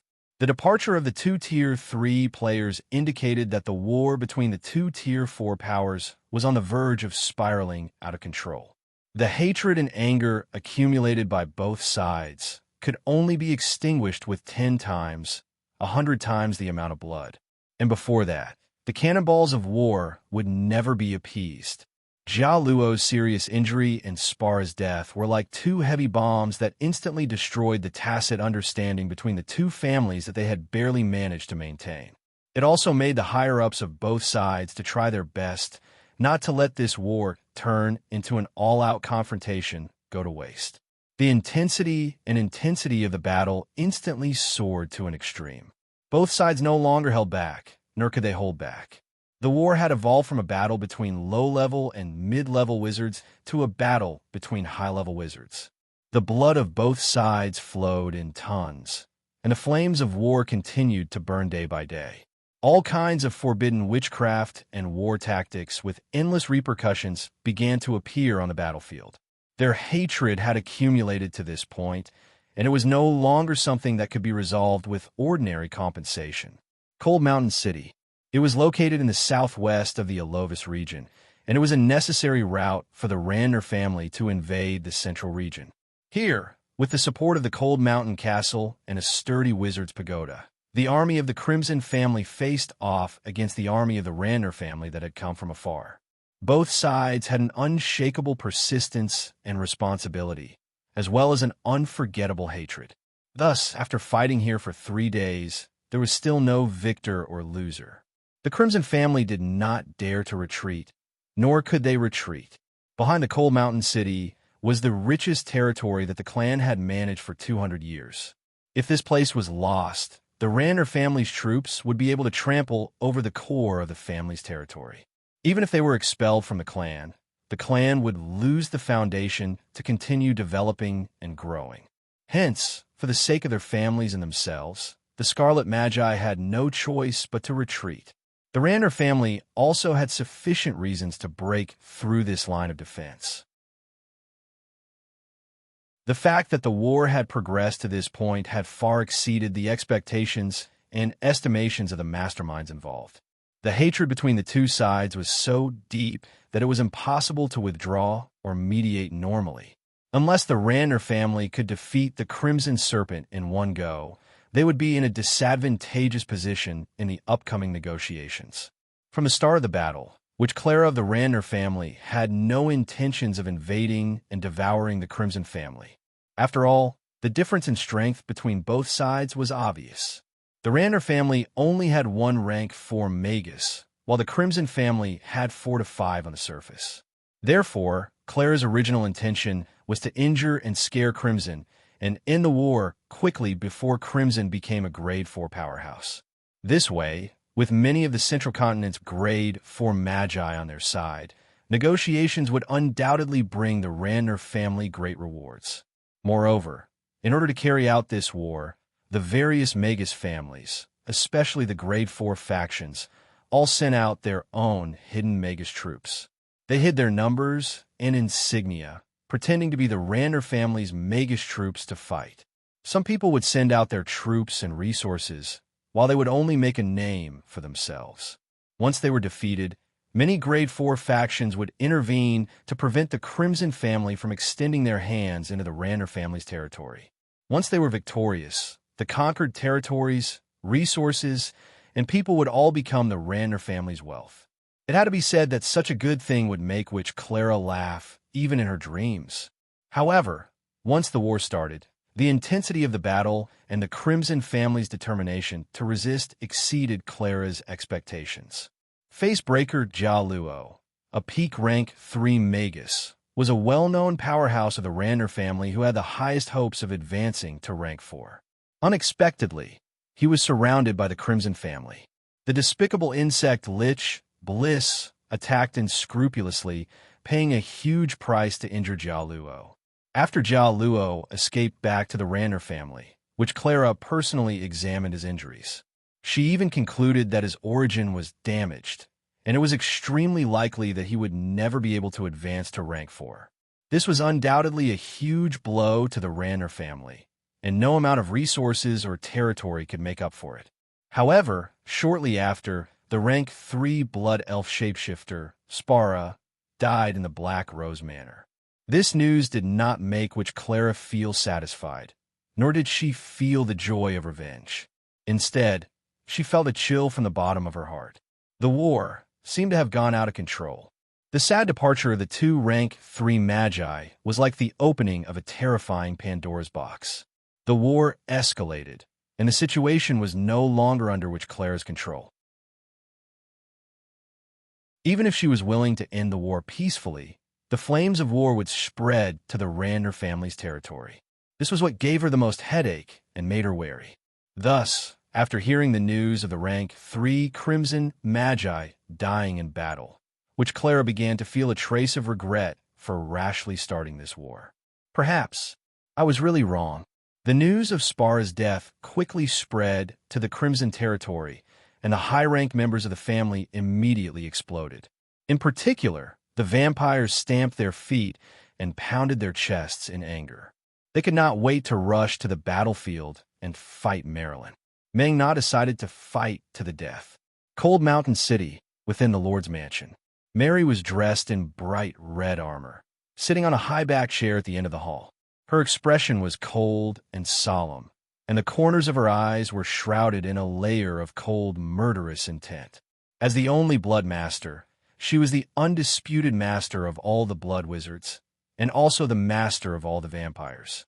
Now, one of her direct subordinates had died in the hands of the enemy. This was a huge challenge and humiliation to the entire vampire organizations and Mary. To be honest, if not for Grimm's order that she, as a registered rank 4 blood wizard of the Crimson family, could not enter the battlefield easily, Mary would have already led the numerous vampires to raze the Black Rose Manor to the ground. After so much effort and sacrifice, she had finally become a rank 4 sorcerer, but she could no longer attack as unscrupulously as before. This was undoubtedly a huge torture for Mary, who always acted faster than she thought. Faced with the vampires who were on the verge of exploding, Mary could no longer suppress the anger in her chest, and stood up with a shout. "Why are you all shouting here? If you have the strength and ability, go and capture that bitch for me. No matter if she's dead or alive, who will bring back Marilyn's head? Bring me Ming-Na's head, and I'll immediately approve her promotion to Tier 4. To be honest, the vampires present were all looking at Mary anxiously, waiting for her to say this. As soon as Mary said this, the entire Lord's mansion erupted. Bang, bang, bang. The red mist exploded, and the bats flew everywhere. All the vampires immediately swarmed out from the mansion, circling above Cold Mountain City for a while before flying southwest like a huge red cloud. Along the way, they called their friends and recruited more soldiers. The high-ranked vampires also gathered more low-ranked vampires, as well as their own blood thralls. The red cloud continued to expand and expand as it charged forward. By the time it flew out of Cold Mountain City, it had already expanded into a majestic army made up of countless vampire bats, charging into the distance without looking back. Unknowingly, the vampire organizations of the Crimson family had grown into a huge group that everyone feared. 50 miles away from Cold Mountain City was the forward base that the Rander family had set up. At this moment, there were a few rank 3 sorcerers of the Rander family gathered in a tent, discussing the current military situation. However, before they could come to a conclusion, a few pale-faced sorcerers of the Rander family suddenly barged in. My lord, bad news. Outside, the enemy is attacking." Hearing this, the few rank 3 sorcerers' expressions stiffened, and they rushed out of the tent. As expected, when they used the eagle's eye or the witchcraft's eye in the distance and saw the huge red cloud charging out of Cold Mountain City aggressively, even the leader of the group of level 3 wizards felt dizzy. Vampires. They were all vampires. From the looks of it, it seemed like all the vampires of the Crimson family were mobilized. It was unknown if the rank 4 Mary was among this group of vampires. When they thought of the possibility of encountering a rank 4 vampire sorcerer, the few rank 3 sorcerers of the Rander family could not help but swallow their saliva with difficulty, feeling their mouths go dry. Prepare for battle. The leading sorcerer was dressed in a dark green robe. He had brown skin and a thin face. He wore a wolf helmet on his head, and his body was strong and straight. Seeing this, he unsheathed the short sword at his waist and shouted, "All sorcerers, stop resting and prepare for battle. Everyone, you should also hurry back to your teams. You must block this wave of enemy attacks. If Mary appears in the enemy's troops, I'll allow you to retreat from the battle in advance. Remember, if the troops are separated, the next rendezvous point is..." Unfortunately, the speed of the vampire army was too fast, and they did not have enough time to prepare for battle. Just as the rank 3 sorcerers were rushing back to their respective sorcerers, the huge red cloud slightly changed its angle and brushed past the forward rendezvous point they had set up, continuing to fly southwest. All the sorcerers of the Rander family gripped their magic wands and staffs tightly. Who would have thought that the vampire army was just passing by? They stared blankly at the vampire army streaking across the horizon and disappearing from their sight. They did not know how to react. Should they pursue, continue to wait, or disperse and rest? You're tuning in to the Warrior Lore YouTube channel. Don't forget to subscribe and join us on this journey to catch the most captivating stories.